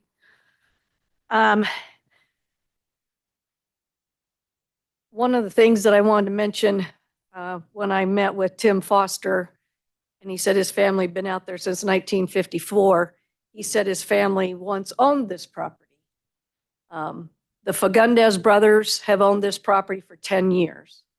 And it's been actively farmed. This year it was not farmed because the farmer that cash rented it didn't want to farm it. So we have had some weed abatement issues. And anytime the neighbors did contacted me about the weeds, I did contact my clients, and I think they've got somebody out there disking it under again. But one of the things that Tim told me is, what we have left adjacent to State Street is commercial designated highway commercial property. So, his primary concern is, what could be done so that when we get ready to develop that as per the land use map, we don't have built-in opposition. So he asked, could we include something like in our CC&Rs that says that, you recognize the fact that the property to the north is designated highway commercial and will develop as a commercial property at some point in time. And I told him, yes, we could do that. His other idea was, could you put a sign up that said, hey, this is commercial property? I said, well, I don't know if I can do that, but we can put it in the CC&Rs. It can be obviously recognized as part of the findings. So it's it's in the record. You're welcome. Albert indicated the weeds. He's tired to look at the weeds. Yes, when I was out there, the weeds were out of control, and the farmer had already started disking and hadn't finished. So we need to do a better job about weed abatement. And if we can't, hopefully we can get it farmed. So then, then it's not a nuisance. But if not, it needs to be disked or mowed or whatever. And Albert was concerned about the surveyor coming on his property or near his property.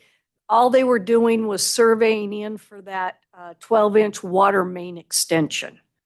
So they have to pick up things that are on both sides of the right-of-way, so we don't end up cutting through another utility or a pipe bit, gravity irrigation or something like that.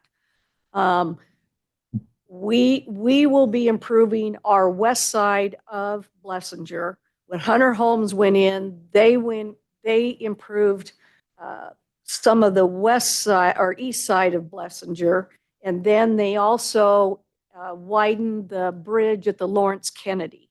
Now, we'll have to go in and we'll have to, and the way the Lawrence Kennedy had them do the widening, it can be moved out, so it can be widened even further. And since the Lawrence Kennedy is solely on this subject property, we will have to widen it and put sidewalk across it. So that will obviously, improve that little choke point. As far as transportation, until the need is there, we don't see those dollars being allocated. We don't see the intersection projects getting put into the transportation improvement plan at ITD or the capital improvement plan at ACHD. The need, it always comes first. Luckily, these projects are phased, so they're over a period of years. With the utilities, the sewer not being there yet, this is down the road. The impact, yes, it's 165 homes, but they're not built all in at once. And these projects stretch out further and further as we go, just based on design time, construction time. Obviously, Star has been a rapidly growing city. When I started in the planning business, Meridian had a little sign on their planning counter that said population 8,000. And they're the second largest city in Idaho. And that was in 1992. So, explosive growth has hit a lot of cities. And I think you guys have really done a good job. When you went back to that comp plan, you lowered those densities because you were cognizant of the fact that even at 5 lanes, there is finite capacity to what we can do on these state highways. With the Highway 16 extension that's taking place, the new interchanges, it's going to connect Star.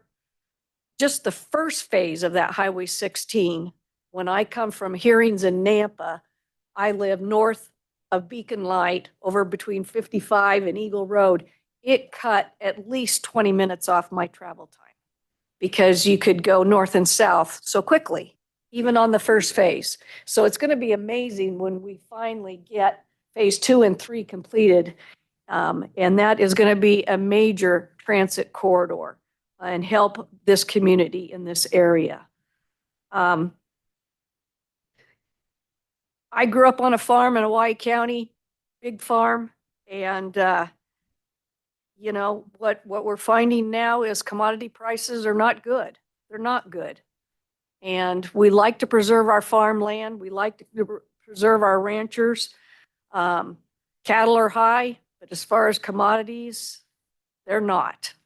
My parents are 82 years old and they cash rent their 500 acres and it's really going to be pretty slim this year.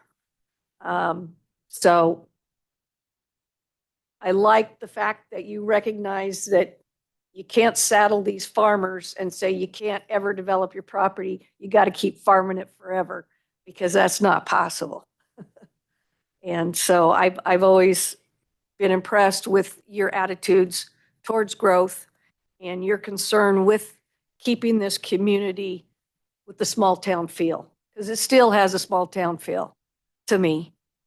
And we are creating essential services. I'm so ecstatic seeing all the restaurants and the businesses and, that's less trips on these arterial roadways if you guys have services and employment centers here. So that's what we need to have, is self-sufficient communities. And that's what you guys are building. And that's what Meridian built. And I think this is a good project. It's the last puzzle piece in that Landreth. And I'd ask you to please support it and vote to approve it tonight. Thank you. Okay. Any questions for Miss Becky right now or staff? Councilman Day? Yeah. I just wanted to, so you pretty much answered, Al's question about his property not taking another 3 feet of land. or sir. whatever. So you understand that, right? I'm not stepping on his property. Oh, I know you're not. I know you're not. You know, when you see somebody out there in an orange Yep. thing and And he's, you and he's, wonder and he's what is yeah, going putting down on? orange paint, you Yeah.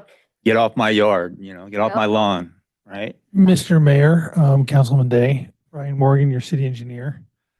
I just want to add to that. When you're doing a water line improvement, when you're doing road improvements, standard practice is to survey 30 to 40 feet outside of where you anticipate moving to. So you can pick up all those things that Becky talked about. So the fact that they only came 40 feet into his property tells me that they're probably not going into his property anywhere at all. So, surveyor should have notified you before he came out, but I wouldn't be concerned about the fact that they're trying to widen anything if they're only coming, 30 to 40 feet into your property. Okay. Councilman Day, you got more? No? Okay, anybody else got anything for Becky right now, Councilwoman? Yeah, sure. Thank you. So regarding the bus stops, at what point do you, what point do you work with the school district to determine the bus stop locations? I guess my question, where I'm going with that is, for their safety, and I saw like you typically don't go into the subdivision. And so could we put something in our condition that says, at the bus stop locations, that there would be sure that there's like a light, there's adequate space for, the sidewalk area, or if there's that people can park if they need to. How have you seen that done elsewhere? I've been working with Dr. Gee on the new elementary site that's going to go in at Terramore. I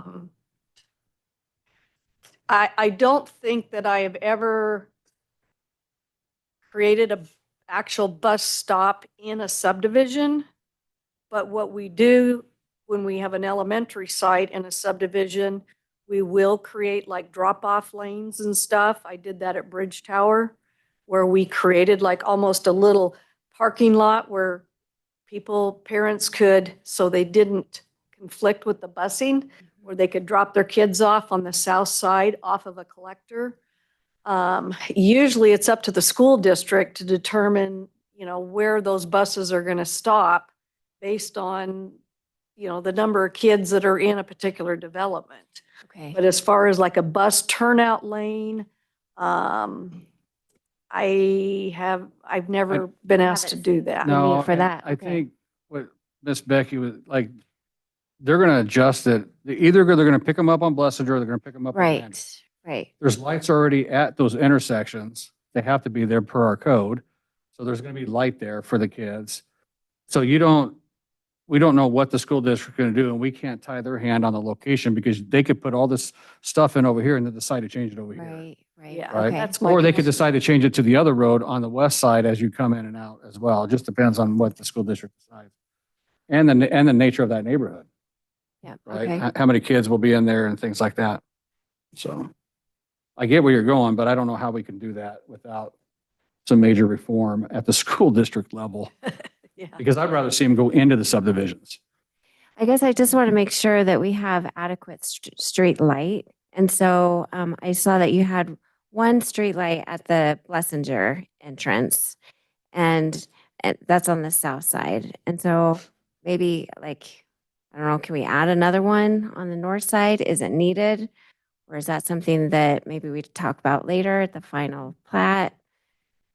Mr. Mayor, Councilman Samuelson, we're required to have a street light at every intersection and then on cul-de-sacs, but you guys do have that dark sky ordinance. Yep. So your city engineer, I did submit a street light plan to him. So Yeah, so then that lighting would be limited to just the one side. And so if the bus stops, say they're going north and they're gonna, I don't know, so if they needed to have one on the north side. That's my only. So I guess that would be a conversation with your city engineer. Okay. Okay. Because we follow his lead and Yep. basically what your dark sky ordinance states. Okay. I'm going to ask Victor to talk about response times, our deputy fire chief, real quick. Miss Becky, you can hang up there, stay up there real quick for me. Thank you, Mr. Mayor. Victory Celeste, Fire Marshal. Just really quick, we've heard a lot tonight about traffic impact, response to the fire department and things like that. And most definitely something we look at every time a development comes in. Heck, even when a small business comes in, we have to look at how are we going to respond to that. One of the advantages for this whole community south of Blessinger is that when Corey Barton developed with the school site and his whole subdivision, he has to put in that street light at Kingsbury. The Traffic light at Kingsbury, that is a must. There's no go arounds. He has to do that before I believe he can even start building any houses and before the school can open. And so, as Becky said earlier, that is actually in the works right now. The advantage to that for everybody on the south side of Blessinger is that is now going to be a controlled intersection. When we turn on our lights, we grab that light immediately. So now our turn onto Highway 44 isn't a long line of traffic. We get the traffic at that point. And so each one of these intersections, as they are improved, we will get Opticoms, or our trucks are equipped with Opticoms, but that traffic signal is then equipped with the technology to turn that light green when we hit that button. So there is an advantage to having some of these infrastructures that are improved through these developments. So just know that we are going to get an increase in response time to that area once that light is put on, and it is most definitely needed. We see it every day as we pull out of that station. And then, Mr. Mayor, too, if I can address the long road lengths. Yeah. I looked at the subdivision and I was okay with that. If we're going to go into traffic calming devices, we stay away from speed bumps or speed humps, and we use some type of alternative method with that. Becky's really good at contacting my office. We just ask that we continue that good communication with her as we work through how we're going to mitigate that. Okay, thank you. All Mr. right, Mayor? and then Councilman Wheelock? Yeah, the light at Kingsbury also is going to create breaks in the traffic when it's just regular traffic, letting those people on Bent Lane and all the way down State Street have an option to get onto the state highway easier. That hasn't been mentioned. I had questions about the Lawrence Kennedy Canal. Yes. That you've got landscaped all nice and pretty. Every canal around us fights if you landscape up to them. How does that work that you have the ability to landscape those and keep them nice when they can't get them landscaped anywhere else? What's your magic sauce? Mr. Mayor, Councilman Wheelock, I work with Alan Funkhauser at Drake. Who doesn't like anybody? Except He Becky. comes to my office and he spends hours with us when we go through these projects. And so he's been very cooperative on these multi-use pathways. We get a license agreement with Drainage District 2 to install, we'll do fescue like next to the canal and then do more manicured grass with some benches. But he's been really, really good to work with. And I have absolutely no complaints. And you're correct about the traffic platooning. Once we start getting those signals, that will platoon that traffic on Highway 44, creating some gaps. And we want to get these intersections improved and realigned as soon as possible. And it's just kind of, District 3 is kind of a little bit slow in looking. They wanted a conceptual plan at Kingsbury, and then they wanted to look at the signal locations, and then I had to wait like 2 months for them to get back to me, and I had engineers with a window to design it. So if we could get kind of say, hey, these signals are really important and these intersection improvements on Highway 44, the school needs it. It can't go in without it. And I can't get a building permit in my subdivision. So sometimes things move slower than I had hoped. So that's one thing I'm struggling with. Thank you. Councilman Day? Yeah, I just wanted to say, I appreciate the fact that you being a longtime developer and from Idaho, right? And which is why you're so respectful. You know, I figured that, you know, that's attributed to you, you know, being here. You not only listened to what these residents east of Blessinger said to you, but you heard them, and you went out of your way to increase, you know, a 22-foot berm to a 44. yeah, to a 44. So that's pretty unheard of, right? Because usually developers are like, you know, but I think it says a lot about you and your character. Thank you, sir. So I thank try you. really hard to work with the adjoining property owners Yeah, and make sure that we're a good neighbor. yeah. I see that and I appreciate it. Thank you. Thank you, Becky. Okay, anything else for Miss Becky or staff? Jennifer? Yeah, sorry. I was looking at the development agreement. So for the transitional lots, what specifically, and maybe this is a question for staff also, what specifically were you thinking of that needs to be included in the development agreement for that transitional lot? I don't think That there in our was a list. transition. Yeah, it's in our list, so I just want to make sure. On page 20. Yep, of that application. Page 20 of the app. Yeah. Or 134. 34. I think the other items were all Are you just referring to easy the, to ex- you just- like you're just they're referring to the special understood them consideration? all, but except for the transitional Consideration? lot You're referring to the consideration that I put at the end of for the? the development agreement specific. Yeah, so I think what you need to look at is the testimony tonight and the lack of testimony indicating that Becky's worked with those neighbors and has provided adequate transition with those lots. I think that's the finding you will make is that the transitional lots have been created in relation to the code and the comprehensive plan. Okay. And then as we adopt the development agreement, we'll have this concept plan as an exhibit. With the 44-foot wide buffer and the. Yes, exactly. Some of the berm. Collector, arterial road or collector road. That's your buffer for the transitional stuff on there. And And Mr. Mayor, the large Councilman lots. Salmison, And the larger lot. Sean could put something in there that those lots, the sizes of those lots adjoining Blessinger will match what was approved on the preliminary plat. So that they stay consistent with what public has seen and what you guys have seen. Right. Got it. Thank you. Okay, any further questions on Ms. Becky or staff? Okay, hearing none, what's that? It is 9:03 and we're going to close the public hearing and go to council deliberations. Mayor Chadwick. Councilman Nielsen. So I'll just start by saying one of the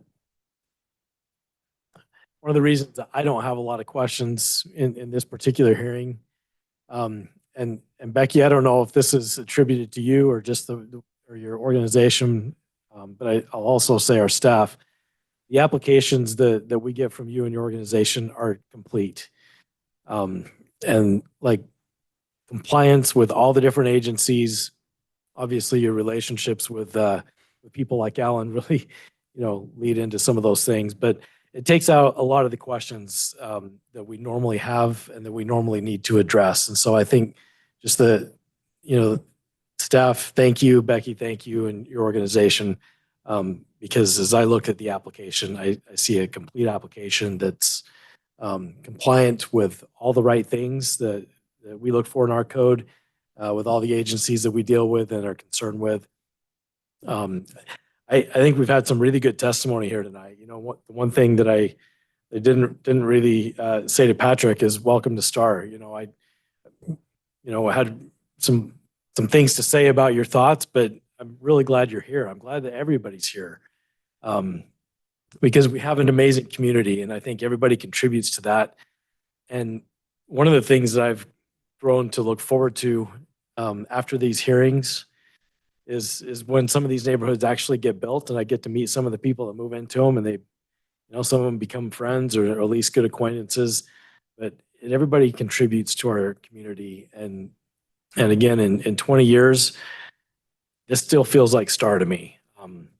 So having said that, I find that this application does meet the demands of our code and our comprehensive plan. And, you know, I'm in favor of us moving forward with it. So with that, I'll wait for deliberation from other council members. Anybody else? Councilman Wheelock? You know, I'm excited to see Landorf Lane get connected. I understand, to me, the light at Kingsbury is going to be pivotal in traffic flowing out of this area specifically in Star, but Landorf will help collect that traffic and keep it moving, in my opinion. I appreciate the work to make the boundary, the buffer feel wider. And for those of us with more land, 44 feet doesn't seem wide enough ever. But I think it's very well done, and I look forward to seeing how this is going to turn out.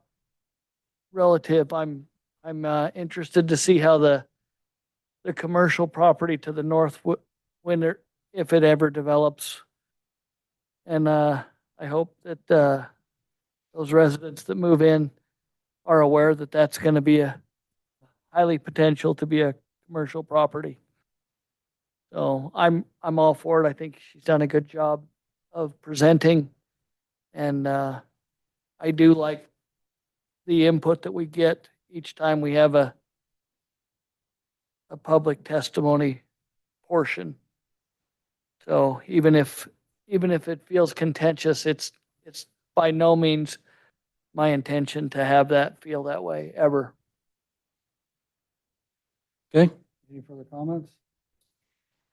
Mayor Chadwick? Yep. Yeah, so I agree. I think that this, everything that we've seen tonight and have been presented with and what we have been in our packet as well, you know, it is compliant with our code and our comprehensive plan. And I understand that, you know, that like all this growth is really hard, and that's puts a lot of pressure on our roads, and we're working really hard to fix them. I can't remember how much money is, well, it might be a little bit different now, but it was, I think, $350 million that we're going to be spent here in Star alone in the next 5 years on transportation improvements. $350 million in the next 5 years. So, you know, that money may change a bit because of the state funding. There's a lot. But, you know, and so again, reach out to your representatives at the state level and tell them you want your money to pay for road improvements, right? Pay for expanded roads. And a lot of these improvements, road improvements, are constructed with development. It comes after the development, and the schools are the same way. Unfortunately, I don't like it either, but that's when the new schools get built, is when they're at capacity and over capacity most of the time. And they also need your support to approve those bonds. So, yeah, we're all up here on a rant tonight. So, I'm in support of it, and let me go ahead and make a motion to. Steve Day, do you want anything to say? Yeah, So I'm in your same boat, law enforcement, moved here from a place that I won't, yeah, I'm not even gonna say it. But but I understand where you're coming from. You know, we moved here coming up on 11 years. Both my kids went to Boise State. One thing that I always tell people is that I didn't move here to change Idaho. I moved here so Idaho could change me. And I think you're gonna feel that. You're gonna feel Idaho changing you, you know, and we can't move here and then say, doors closed, no more. Nobody else can come in. I live in the same subdivision as another council person up here. My house is 21 years old. And we love it, right? We love all of our neighbors. I live pretty close to everybody up here. And Idaho has changed me. When I first got here, it was like, why are these people driving so slow? Right? Why is that person stopped in the middle of Eagle Road when there's no traffic? Oh, he's telling me I can pull out of Lowe's on a Sunday morning. And I'm like, that affected me, you know? And I said, you know, I love this place. And even though it's growing, you know, I grew up in a small town of Chino. You said it. Yeah. Star reminded us of Chino back in the day, right? When Star was just a small dairy town with just a handful of, you know, a few thousand people. Now it's like 200,000 people. Star's not big enough to get that big, thank God. But even though it's grown, it's more than doubled since I've been here. And people still wave, people still say hi. You know, people go out of the way to help somebody else. And so, you know, I welcome people moving here. It's the greatest place on earth. Got a great mayor. Everybody in this town is friendly and welcoming. And so none of us, especially me, should say no more. Nobody else can come here. That's just not who Idaho is. And it's not who I am any longer. And I never said I wanted to shut the door behind me. I was just never that guy. But I think the longer you're here, I don't know how long you've been here, but you'll find that Idaho is going to change you if you let it. And that goes for everybody here that's not from here. You couldn't drag me away. I don't care if I woke up tomorrow morning and it was 40,000 people. You could not drag me away. So that's all I got to say about that. Okay, we got a motion, anybody, or? But I will make a suggestion, though, that you advise staff to add the commercial part of that on that northern property and the findings to recognize that. I think that's important, just so it's always recorded that way. Yep. Mayor Chadwick, Councilwoman? I'll go ahead. So Okay. based upon the information provided to us and the applications and the agency comments and the public testimony that we received, I find that the proposed annexation and zoning request and applications, including the preliminary plat, meets the requirements, standards, and intent for the development as they relate to the comprehensive plan and unified development code. Therefore, I move that we approve Toscano Estates subdivision annexation and zoning development agreement and preliminary plat that includes 165 residential lots and with the R3 DA zoning. Also to include the development agreement information that is included in the staff packet, with the addition that the transitional lots match what was presented in the preliminary plat here tonight, and that the phasing plan includes multiple years. And then to include in the conditions of approval, well, just one, that the applicant shall annex into the Star Sewer and Water District, that collector roads shall have 7-foot minimum with detached sidewalks. Include, and another condition is to put in the CCNRs, the property north will be developed in the future and may include commercial and light industrial. And I'm also going to add a condition that they pay their stoplight portion up front. Can we do it? Can I do that? So, We don't know what that portion is. no, That's, no, leave that part out. yes, but they will, I would condition that they work with everybody to get the stoplight put in. Okay, work with the, We can't figure out, we can't tell them Agency. the amount because we don't know the amount. oh, you don't know the amount yet. No. That makes sense. Okay, yeah, sorry. Scratch that one then. Okay? You got more? Nope, that's it. I had a question about that. Do I ask it now or later? Sure, no, ask it. You said the phasing plan over years. What does that mean? I think they provided Yes. a phasing plan. Yeah, over years are we putting a timetable on them? Or are we just saying No, to match the phasing plan that they are proposing? I think that it was, The phasing plan should be flexible because it could change. That's what I'm saying. in over many years, right? Or not, like, whatever whatever they they- need. Yeah, so that they match their phasing plan, not a timetable that we're dictating to them. Right, yes, yeah. That's all I need.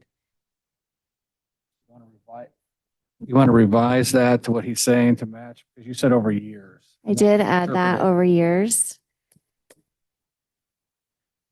Sean, do you want to weigh in on that Yeah. phasing thing for her and us? Yeah, our application requires a phasing plan to be submitted. What a lot of the developers request is that we recognize that market conditions are going to determine the phasing. And so sometimes they can't meet that exact phasing plan that they submit 3 years in advance. And so we just recognize that. And we have that's why I put it in as a consideration, that you guys understand that the phasing is subject to market. Yes, That's it? okay. Yeah. So I will revise my motion to state that the phasing plan is, yeah, market, it's, Do you need to even include it in I your think we- motion? Like you might be able to just extract that. take it out. Yeah. It's recognized in the staff report, so. Know what I mean? yeah. Hey, thank you. Okay. Okay, so Mr. strike Ma- that one out. I would like for you to add, though, the waiver of the block length to your motion. Yeah. She did. Well- But what I would suggest that you put in there, because that they work with the fire district and not do speed bumps for traffic control, because that destroys those trucks. That they do alternate deals. And I don't think they can they? Yeah, oh, absolutely. Yeah. You can put that in there as a condition that they don't do speed bumps on. Okay, add the condition, amend my motion to include the additional condition to that speed bumps are not allowed. You'll make Victor happy. If fire, yeah, unless fire district approves Approved them. otherwise. Yes. Okay. Anything else? We have a motion. Do we have a second? Second. We have a motion by Councilwoman Solomon, a second by Councilman Nielsen. Any further discussion? Oh, Councilman Wheelock was the second. I'm sorry. We have a motion by Councilman, Sorry. Councilwoman Stolmenson, a second by Councilman Wheelock With an A. with an A. Any further discussion? Hearing none, roll call. Day, Aye. Wheelock, Aye. Salmonson, Aye. Nielsen. Aye. Okay, that motion carries. Thank you. Moving on to item 7B, we need to table this one to June 16th. So I would entertain a motion to table that to June 16th. Mayor Chadwick, Councilman Nielsen. I move that we table item 7B until June 16th. Okay, we have a motion. Do we have a second? Second. We have a motion by Councilman Nielsen and a second by Councilman Day. Any further discussion? Hearing none, roll call. Day, Aye. Wheelock, Aye. Salmonson, Aye. Nielsen. Aye. Okay, that motion carries. We're going to move on to item 8, A, the executive session. Entertain a motion to go in executive session. When we go into executive session, so everybody's aware, everybody has to exit the room. When we come back, thank you guys for coming. The council may make a decision which you're invited back in on that decision. No decisions are made in executive session. Mayor Chadwick, Councilman Nielsen. move to enter executive session pursuant to Idaho Code 74-20261C to consider interest in real property not owned by a public agency. We have a motion. Do we have a second? Second. We have a motion by Councilman Nielsen, a second by Councilwoman Solomon. Any further discussion? Hearing none, roll call. Day, Aye. Wheelock, Aye. Salmonson, Aye. Nielsen. Aye. It is 9:21 and we're going to enter executive session. We need to ask everybody to